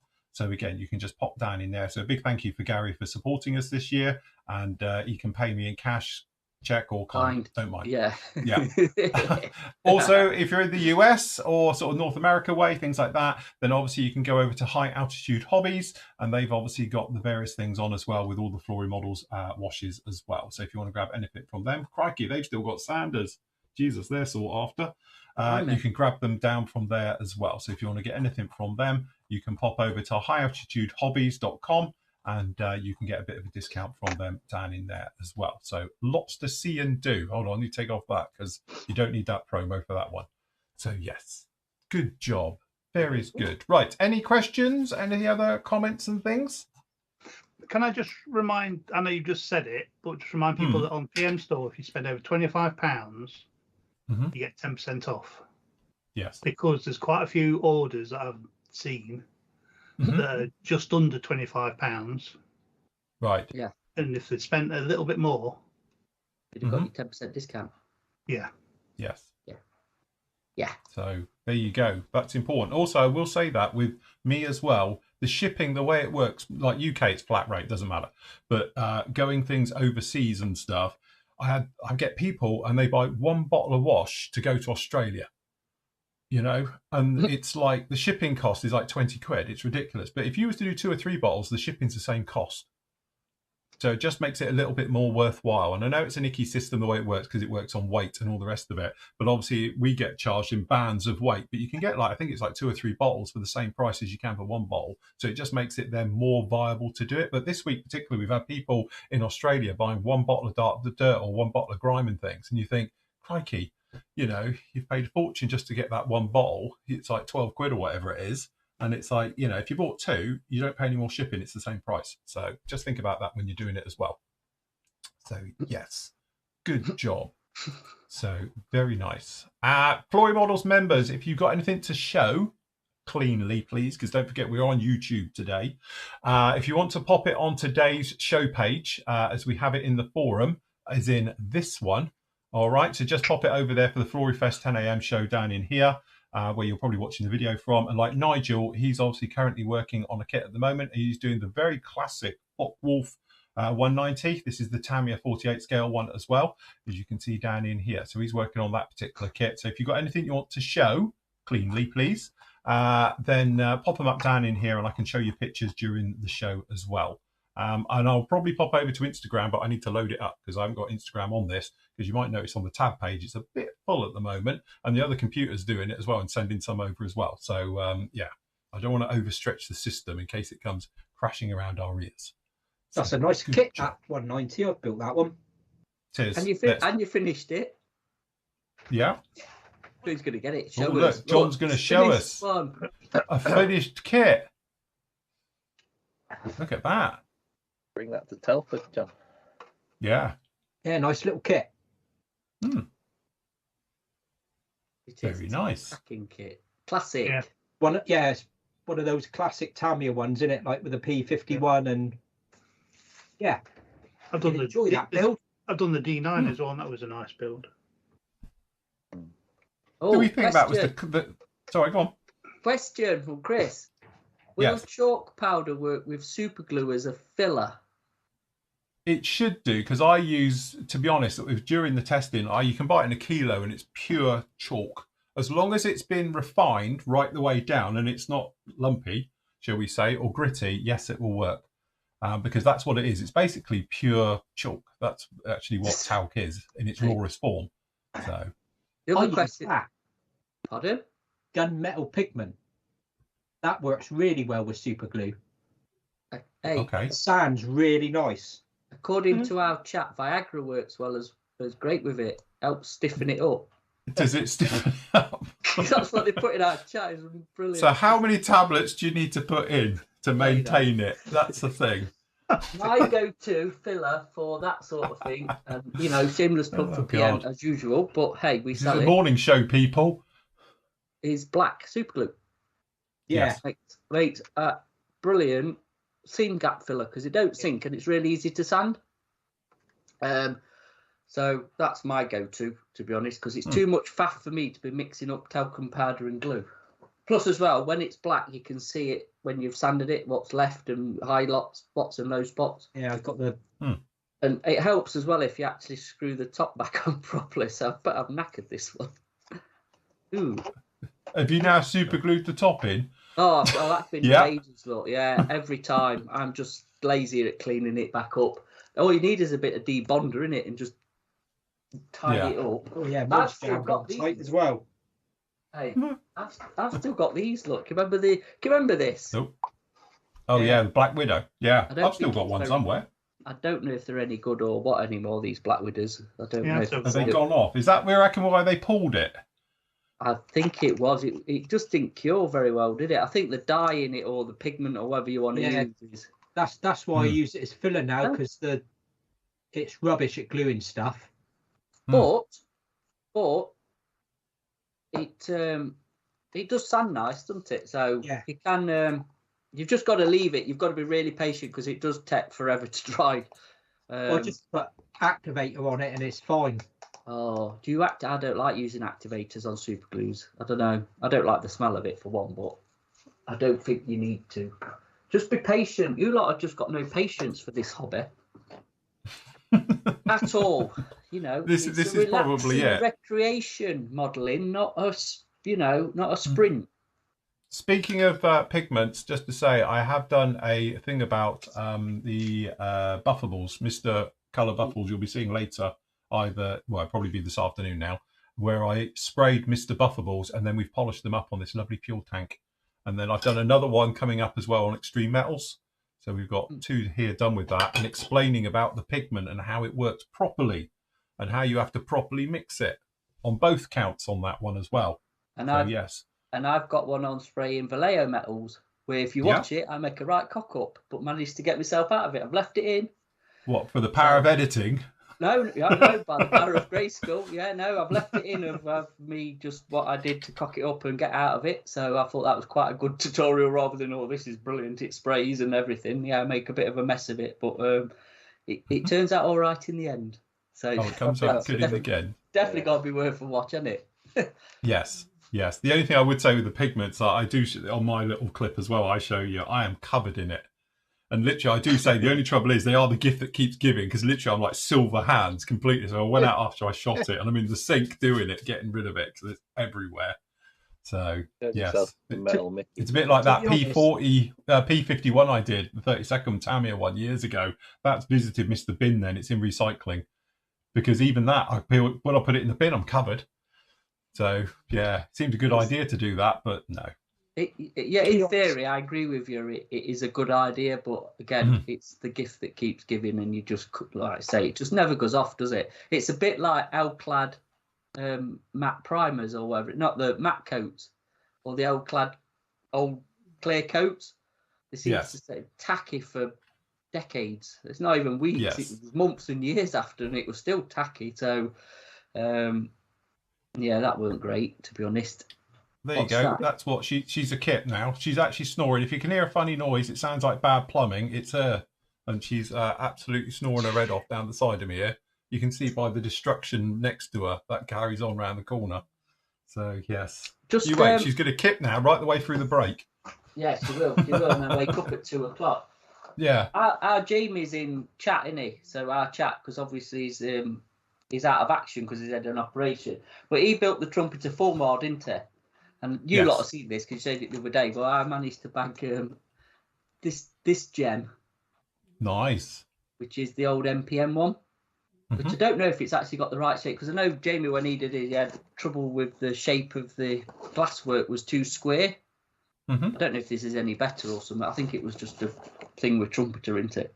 I think he got round it with sanding it and doing whatever he did. But I quite like the full more. I don't think it's bad looking here because we was discussing Fulmars and Barracudas last night, weren't we? Because obviously the Fulmar in Yeovilton, but there's not a Barracuda, is there? As we discovered, because John wants 48 Barracuda. John wants 48 Barracuda. So. Well, it's just Trumpeter have announced theirs, aren't they? But I just hope they get it right. Yeah, so but it'll be Trumpeter, won't it? It'll be roughly right. It'll be 90% there. It'll look like one. It'll look like one from a distance. It'll be fine. With it counting. So. If anybody wants that boxing that Matt's got, there's one on eBay at the moment from America, $155 US. Or you can buy Matt's for 149. hey, I looked out because I've got 2 kits in one box.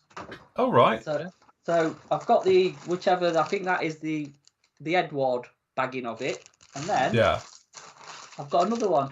Hey, happy days that came in it, and 2 lots of clear parts. Look. So nice. So yeah, I was quite chuffed when it turned up. But you were 2008. That kit's from Matt. Is it what this boxing? That boxing, yeah. When's the original MPM? 2007. Oh right, so it's not that thingy then, is it? But yeah, I like it. It's got a bit of etch in it and the massets and stuff. So a bit of Fleetier arm. It's good. Because Phil's got a Firefly to build, ain't you? I do. Yes, I've got it there. You've got one back now, haven't you? David my Mark 1 came back. A Barracuda looks off. Does it? No.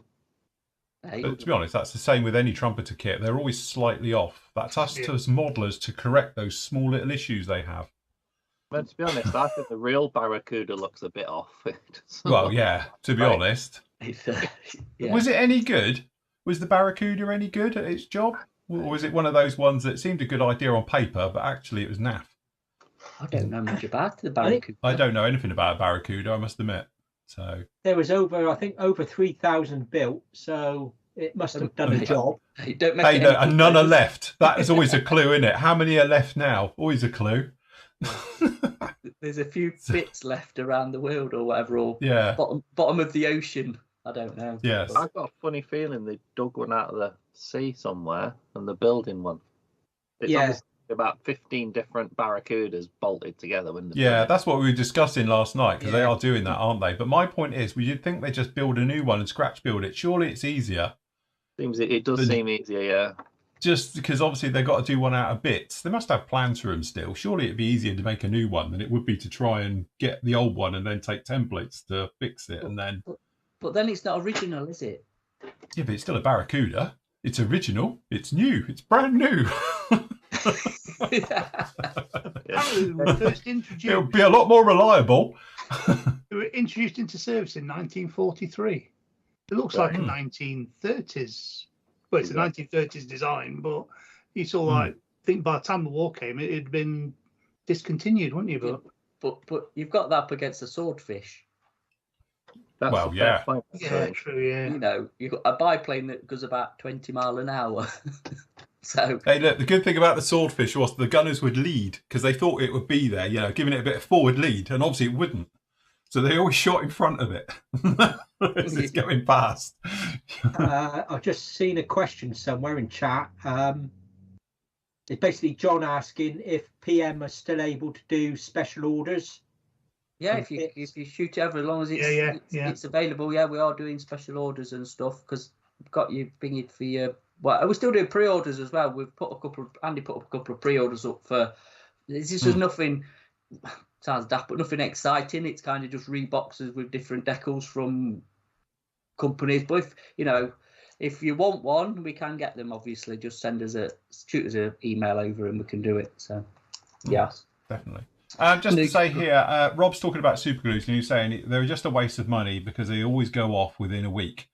He just buys multiple packs of the cheap small ones. To be honest, I totally agree. But I will say this stuff has been the best one I've used. The magnet one by AK, for some strange reason, it keeps working. And I don't know what's different about it. And I can't tell you the reasons why. But I use it just the same. But clearly I can't get the top off. Oh, I can today. But... also you don't seem to get the build up like you get on the top, like you get with some super glues either. We normally have to get the pliers on it and crack it off and go again and all the rest. But this glue, I am literally almost used it all. And normally they go thicker, they don't stick anything. But for some reason, the magnet glue is probably the best super glue that I've John, used, and this one's got to be 3 or 4 Put that months old. down, John. Put it down. John, We don't put want to down. see No that one rubbish cares. on our channel. Shut up. So yeah, I'm keep going gonna back kick him to off. that. I'm going to kick him off in a minute. it is. Sorry, John's leaving us. But also, I will say, I have got a card full. Yeah. Jesus, they've all I'll got keep it. going back to that. But you can buy off of eBay, because I did it, a card. Yeah, that's it. A card with little 5-gram super glues on, and they are great. If you need it as a stick it one and done, they are absolutely great.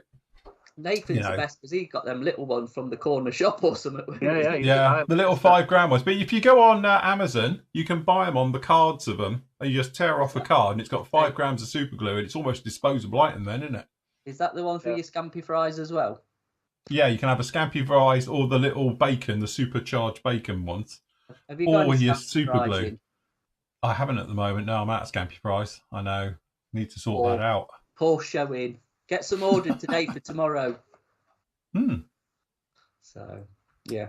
Matt in YouTube chat says, what are your predictions for any new releases before Telford? None. Absolutely zilch. I wonder if Airfix are saving a little sort of thing for us. Yeah. Don't hold your breath. Like if they did that. That's all I'm going to say. We were talking about it last night, weren't we? And yeah, don't know if there's going to be a lot forthcoming. They're doing a 1/24 Lightning. No, So they need to do a first, Sea folks. Fury. The next 24th scale kit they need to do needs to be a Sea Fury. Keep the Fleet Air Arm vibe going, eh? Yeah, because they're working down that line, and it's a cool aircraft, and it's overlooked. They've done it in 48th, and it's a good aircraft. If they was to do it in 24th, it would be mega. Yeah, but there's nowhere to go with it, is there? You're not going to get a lot out of a Sea Fury, as in... We don't get a lot out of a Mosquito either, really. Yeah, but we don't see that, nor the Hellcat. It's never been... We're obviously the Spitfire Mark 9 is now become an 8, which then will become a 7 or a wherever it can go to. Yeah, 5, yeah. To 12. You think they would have done, to be honest, when they did the Typhoon, I often thought they should have done the Tempest. Because if they'd done the Tempest, they could have done the both engines of the Tempest. Yeah, they could have done Tempest. You never know, we might get a Tempest in 24th. That'd be a cool one. Because again, you can do both engines then. The one with the big scoop or the big sort of radial for it. So, I mean, there's lots, isn't there? But again, it's the investment and stuff, really. If they stick to the 72nd and 48th market, it's probably... more profitable, shall we say, than the 24th, but you never know. You never know. So, well, at some point, they're obviously going to push a Jaguar way, and I think we're going to see a Tornado at some point, purely because they've been harping on and banging on around different things for so long now. They've got to do it at some point. So, that's my prediction. I'm not saying for this year, clearly, but at some point you're going to see a Tornado and a Jag, because there's just too many rumours going around about it, too many sightings and things. I get people messaging me and saying, "Oh, I saw them looking at," and you're like, "Did you?" Yeah. And I'm the curator of the museum. And it's like, right, okay. Like the famous one they did with Tamio, and it's like, okay, that's very interesting. Guess who we had here yesterday? So, okay. I'll tell you what, though, from we've said this, this conversation, but from a model company now or anybody doing that sort of thing, it must be a nightmare, because how do you keep it secret unless you get everybody to sign something that they can't say what we're doing, or we've visited this museum or whatever else. I know Tammy used to do it by just doing everything, so they didn't know what they were going to do. You've got to blanket, just cover your blanket, bases, all the museums, LiDAR, everything. And then so people... I think that's what Airfix have done. I reckon they're quite good at teasing us. I think they're having a bit of a laugh. Yeah, I think they are. I think they're a bit wind-up merchant. But it must have been nice back before the internet and everything else, where they could just go to a museum and go, can we just or get some drawings or whatever they used to do, and it was a bit more secretive. But nowadays, with social media and people and phones, and it must be a nightmare to try and keep it under the radar. Keep it quiet, You know what I mean? Keep it quiet. So, yeah. There you go. Definitely. Yeah, Rob, I did see that. That was on social media, wasn't it, yesterday, that apparently Kinetic are releasing the VAAC Harrier, which was the upgrade jobby, wasn't it? It was like for work for the F-35, wasn't it, and stuff like that. It was carrying various bits for it. Is that the two-seat Raspberry Ripple one? Yeah. Yeah. It's up on Hannon's in future releases, to be honest. Yeah, There's no so price. apparently they are bringing that to Telford, aren't they? So that'll be the first place it's seen is over there. So where's that gone? Oh my god! It's not the GB call one, is it? So this is a high quality decals, gold series parts, and this wonderful box by Antonis Caridis, is it? To be available in Telford 2024. So there you go. It is actually quite a cool scheme. It is nice, isn't it? I did think that. It's just a shame it's on a Harrier, but there you go. Can't have everything in life. That's like, you know. Best raspberry ripple seam was the Boscombe down, wasn't it, for the Phantom? That was cool. Yeah. That looked pretty good with that one. I like that, actually. I do like that raspberry ripple schemes anyway. I think they're quite cool. I like that on that 2-seat Harrier. I think that looks good. Phil needs to build it. Quite cool. Do you know what? When I first saw it yesterday, I actually was quite attracted to it as well because it's a good colour scheme. It's good marking, something a little bit different. I've not finished my sentence yet. I've not finished my sentence. In 1/24 scale, he needs to do it. I'm not doing another one. I've still got that one that's haunting me. No, but he needs to this 2-seat conversion, but somebody will design you in CAD, plug in fit, and you can do the Raspberry Ripple one. Hey, you ain't put a shout out yet to what you need. Oh, yeah. So here's a quick shout out. I got that on my list here. It did say I do it between 10:30 and 11, but there we go. It's only an hour late. I need your help, cheap, preferably, or I can pay you in kind, as in wash and merch and stuff. But I am needing of somebody who can do artwork over one of our existing logos to add something to it. So if you're a budding graphic designer, artiste, something like that, who can be paid in kind, in merch and wash and stuff, I am in need of someone. So if you can do that type of thing, because I need to sort of upgrade one of our logos and things. It's still using the basic logo, but it needs to be added something to it because we've got a certain anniversary next year because it's 20 years of the Flory Models wash. So we want to add some nice things to it, which will then appear on all our merch for next year and things because it is our big anniversary for that one. So yes. And then the year after, it's then 25 years of Flory Models. So we're not doing bad. 20 years of the washing. It's my next year, and it's my 20th anniversary next year. There you go. Of what? Your pants? Well, their wedding anniversary. Oh. You could all celebrate together. Yes, that's it. And we'll put a little byline on it. And Andy and Shell. Yeah. You can meet up and have a chippy tea together.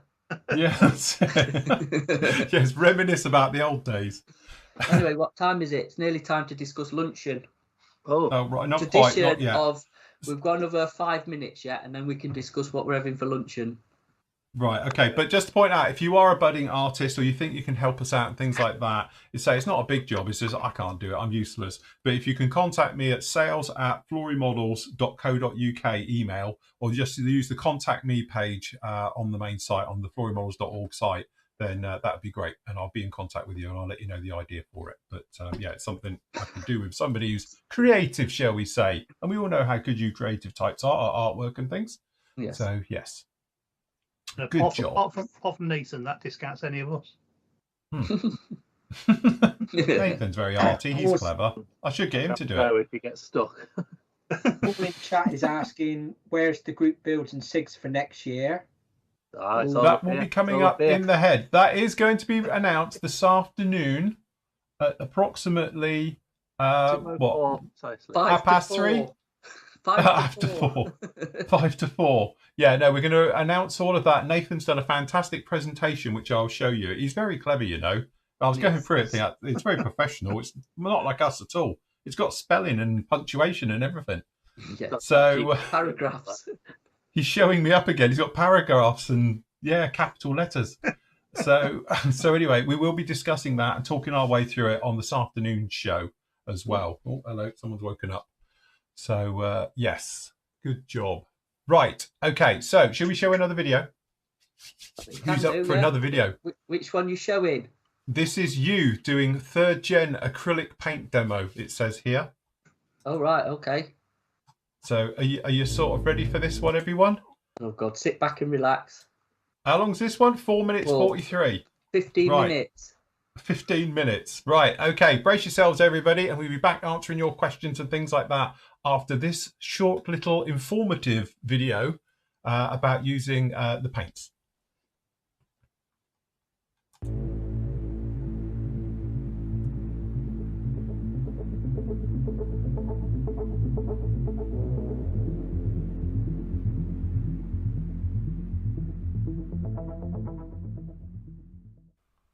Hi, welcome back to the channel. So in this little demo we are going to be spraying AK's Gen 3 paint. So again, massive range of colours that they do, from just the normal sort of general colours to the military colours. So with this one we're going to be using the British Desert Pink, Z1 I think it is, which is obviously on the AFV range, which is nice because they put the label on if it's AFV here or figures. So again, thinned with our favourite acrylic thinners, which is their own brand. So no mixing and matching with this. We're going to keep it simple, you know, straight to the point. So airbrush is loaded up. We've got a mix of roughly 50-50 thinners to paint, roughly I say. Again, experiment. I'll just show you my pot so you can sort of see the consistency of it. It's thickish, but you know, it will go through the airbrush. So as with all demos I've been doing on the paint, light coat,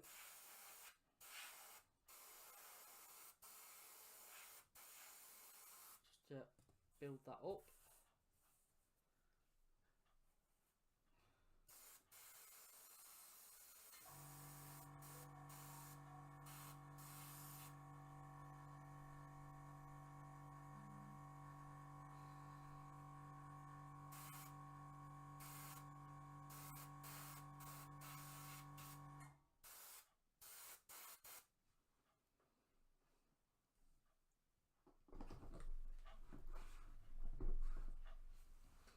So again, once you've put your gripper coat down, let that dry before you move on to your next coat. As you can see, we have a nice sort of even gripper coat on there. So this time we're going to go for a more even, fuller coat.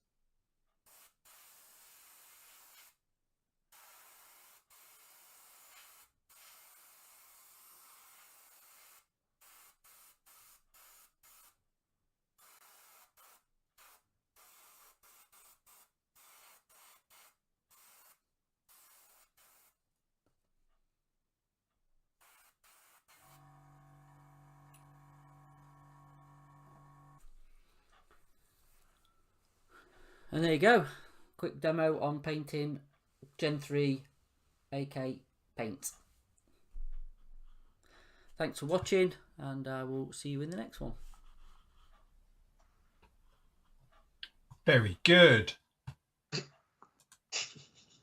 It's a bit pausey in the middle with the silence. Is that the bit you're going? I'll tell you what it was. Let me just explain that, because as I was talking, stuff was kicking in and I couldn't edit it in and dampen the sound. It was one of them. I just couldn't do a lot with it, and I was in a bit of a rush because that was the last one edited. So apologies. It is a bit clunky and a bit rubbish, that one, but you get the gist of what I was doing. Yes. Yeah. No, that's the voiceover one. I think is to redo it with a voiceover, so it's a bit more, coherent, shall we say? Yes. Like I said, I cut myself out a lot of it what I was talking about. So anyway, definitely very. I like that colour, by the way. That desert pink colour, I like. Could you get away with that for sort of the desert buff type colour? I don't know, because this is technically like the army one in it. If you want, right. I don't know, because it's such an odd colour in it. The desert pinky, Gulf one. I don't know. You might. Nathan's more of an expert in desert pink than me. Chris in chat is just asking. He's tried the 3rd gen black primer. Yeah. And it dried powdery. Any ideas where he might have been going wrong? Powdery. Too high air pressure and too far away? Could be. Yeah, it could be that. Yeah, what air pressure you're using, what distance you're using, I think the thing with these, like the Gen 3 primers and stuff is, I think it's one you do have to play with to get a consistency you're happy with. I don't think there's a set rule of it's 50-50 or it's, 60-40, whatever. And again, the different primers have got different consistencies because of the pigments in them as well. So, could be. I'll tell you what, I don't know why my video did it that way, but when it's dry and it's flat, it does look a bit powdery, but it's not, if that makes sense. Yeah. Because it's so flat. There's obviously no reflection. It is dead flat, but it could be like, say, pressure could be probably a cause of it. Again, are you putting it on wet? Is it going on? Because I if you've seen on that video I did, I laid it on, messing. So, don't know. Get back to us because we might be able to help you out with that. Yeah. Well, this afternoon we've got more videos coming up for you. So I'll be talking about this is using real colours. And I do a demo about spraying this particular wing over neat plastic. So they've got that one coming up. I've also got another one coming up this afternoon, which will actually be showing about using LP paints. And this was black. So I used black, similar type of thing really, over this. And this is primed first. So it's got the black coat right the way over it. And then later on, we've got videos. I've got this was extreme metals onto this fuel tank. And then I've got another one with buffables coming up. So I did this first one's dark iron and this is aluminium at the back. And showing about spraying buffables because there's a little bit of a trick to it, and then obviously polishing them up and so forth and so on. So we've got some more of those. And I know Matt's got one coming up on Vallejo metal colour as well. He's got another video as well with the SMS satin varnish. We've got another one with the Aquitis primer, using that one as well, and the AK panel liners for heretics who don't like using the Flory models wash. Well, got to show it. We sell it. I've got questions for you about that stuff afterwards, but I'll do it with everyone else when we've watched it. Because I say I've got a burning question about that, but it will make sense if we watch the video. So we'll watch that one this afternoon. That's good. Yeah, talking points are good. We need that. Yeah, definitely. Yeah, so some other talking bits. Josh is saying one kit he's looking forward to is the latest 72nd scale Nakajima KI43 from Armour Hobby. I hope they're not using the same molds and tooling they've used for the last one. I'll tell you what, I think what have they done? We need to have a discussion about that and Armour Hobbies and what they've done, because they've gone backwards. Like, talk about shoot yourself in the foot. Like, seriously, do you know what? I almost called this, didn't I? I did say when they very first released their 72nd scale kit, the first one that came out, they hit the floor absolutely, not even running. They were ahead of everybody else. They were sprinting ahead and they just got it and went with it. And I totally got it and loved all of their kits and they were great. And my big question was at the time is, I hope they can keep this up because, it's one of those things. They've done so well. You almost like when I do reviewers as a reviewer, sometimes I take a kit and you see a brand new company and I give them some grace because they're a new company. They need to get themselves sorted out. But literally this kit turned up on my desk and I reviewed it and it was like a Tamiya kit. It was a AAA title from a brand new kit, and it was like so unusual to see that. And I couldn't find a fault with it. Let's face it, it was just one of those really strange things. And then obviously what they've done now, they've released a kit, and even when I reviewed it, it was like, what? It's horrible. It just doesn't feel like one of the. It's like a Revell kit. You know, it was like, you know, it was just awful. And then obviously I've had feedback from loads of you have said the thing's unbuildable and everything else. I think it's unbuildable, but it takes a lot of work, you know, and the plastic's horrible. And just what happened? That P39 in it, that aero code. If you actually want to see somebody building it, and he uses your washer, that's why I'm plugging in, by the way. But go and check out Hammerhead Modelling on YouTube. He's built one. And he'll talk you through how quite bad it actually is, I think. Somebody, you know, you might subscribe and have seen it already, but if you haven't, go and check it out, because it's rubbish. I don't know. Yeah, I don't know how to gloss out, you know, make this sound better than it is, but it's rubbish what he's had to do to build this kit from what they was producing before. I compare it, watching his video, to like a Kitty Hawk kit, how much he's had to chop it up, cut things off, just to make it work, you know. And I think he ended up as well on that video. He had to buy another kit because he messed the first one up and he couldn't rectify it. So we bought another one and started again, I think, if I remember. But it's such a shame, because I don't know. They've got to iron this out. They need to sort it out from their point of view as a business, because you can't go from producing like the Hurricane kits and the others in their line to producing that, because it's just really bad. You just hope it's a blip and it's a one-off and they can correct it and go, right, that's not... And move forward, I mean, to be fair, they need to pull the kit.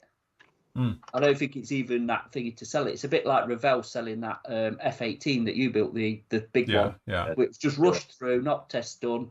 And I mean, they had a bit of an excuse because literally they were going out of business. It was one of them just to get some out. But I don't know. It'd be nice to have a spokesperson from Armour Hobbies to come on and explain what has gone off with that kit, because it could be damaging.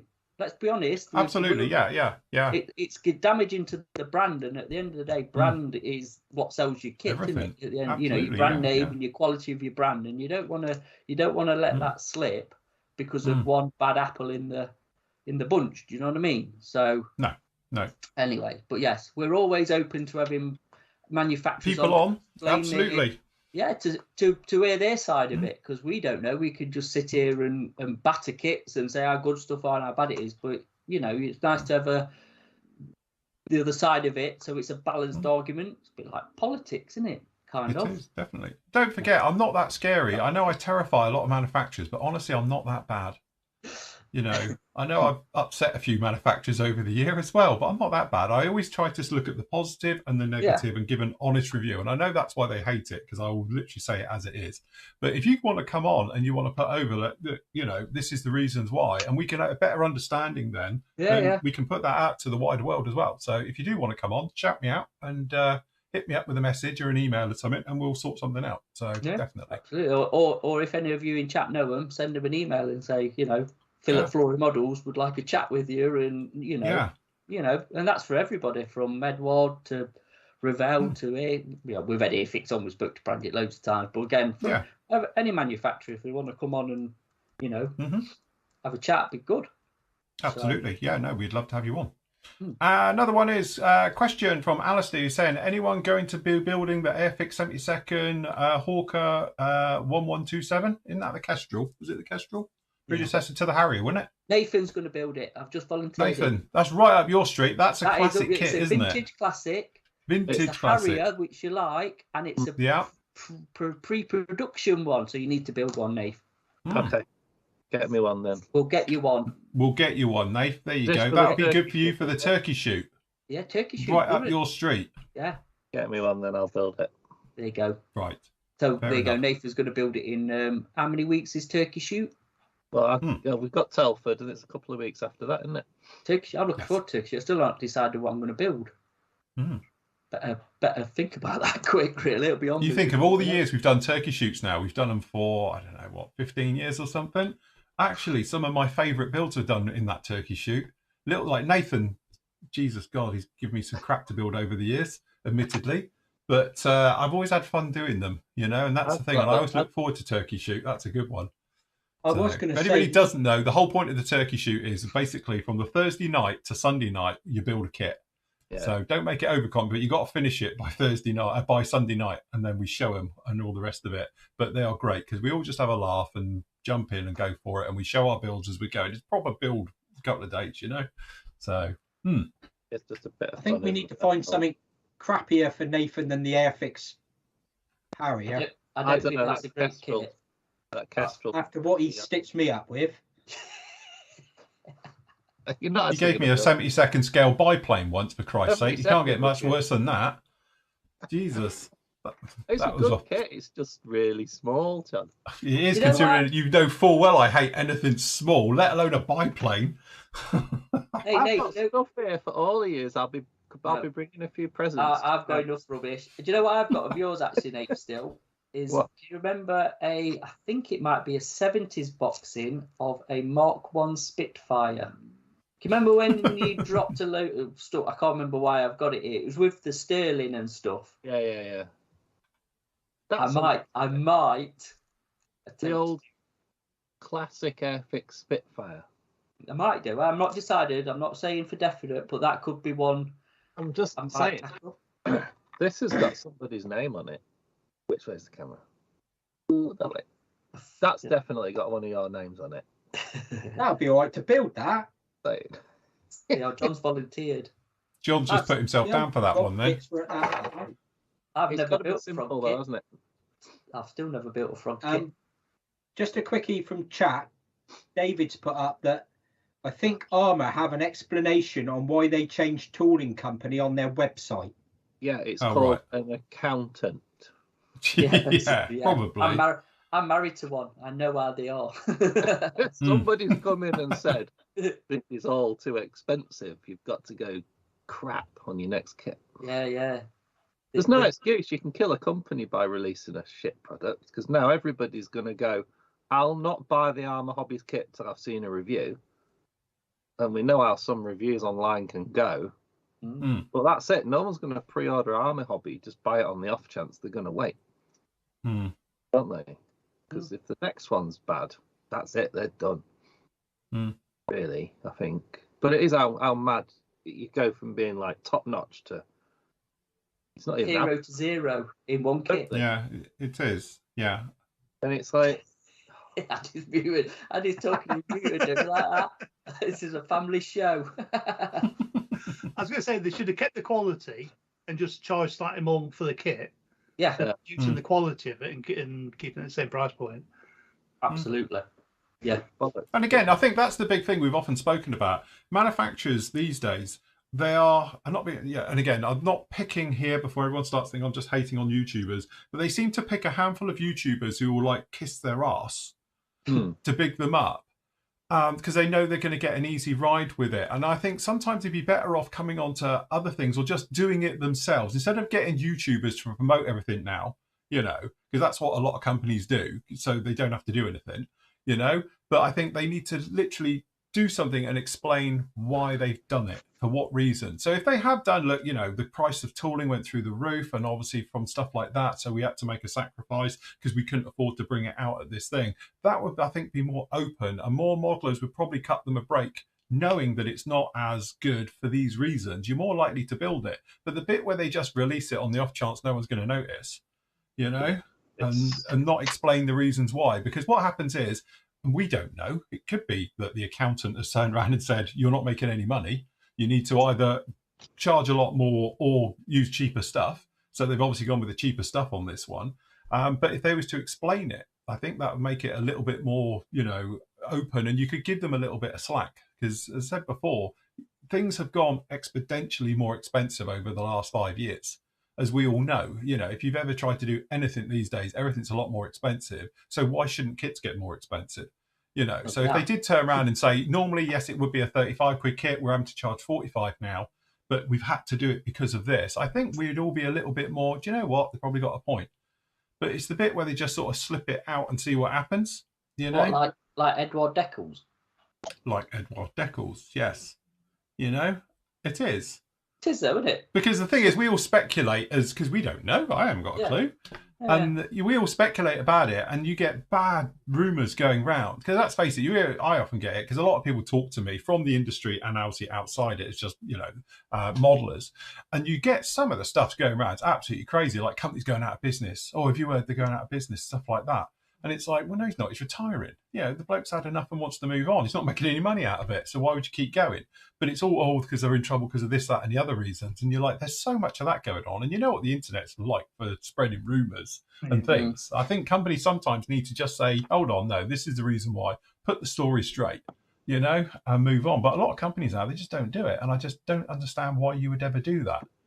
Perhaps it's because I'm in the YouTube realm of it that I feel that I do have to explain. So a lot of people say to me, why do you explain? You don't have to explain everything. Well, you do, because otherwise everyone else will work out a reason for it. It's like with us giving up the Sanders. Everyone says every single day I get an email from someone saying, what happened to the Sanders? I can't afford to produce the Sanders because there would be so much. And then you get people and they turn around and they say, but I'll be happy to pay more for them. Not what it would cost.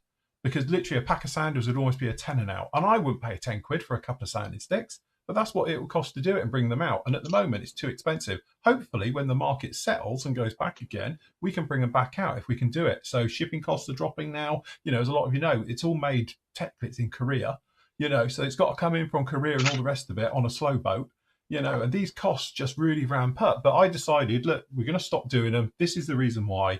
And I made it very public about it. And then that quashes the rumours and all the things about it, because I think what people were saying behind my back about it when I stopped doing them. But I decided put it out there, puts it all to bed, and there's no speculation. You've got to be a bit transparent, and like I said, going back to it, perhaps politicians would be wise to be a bit more transparent. Just a quick thing: this is a paint mule. This Hurricane that you've seen the videos on, because it's got parts missing, so I can't build it anyway. But it's just a paint mule. It's an ideal one to practice on.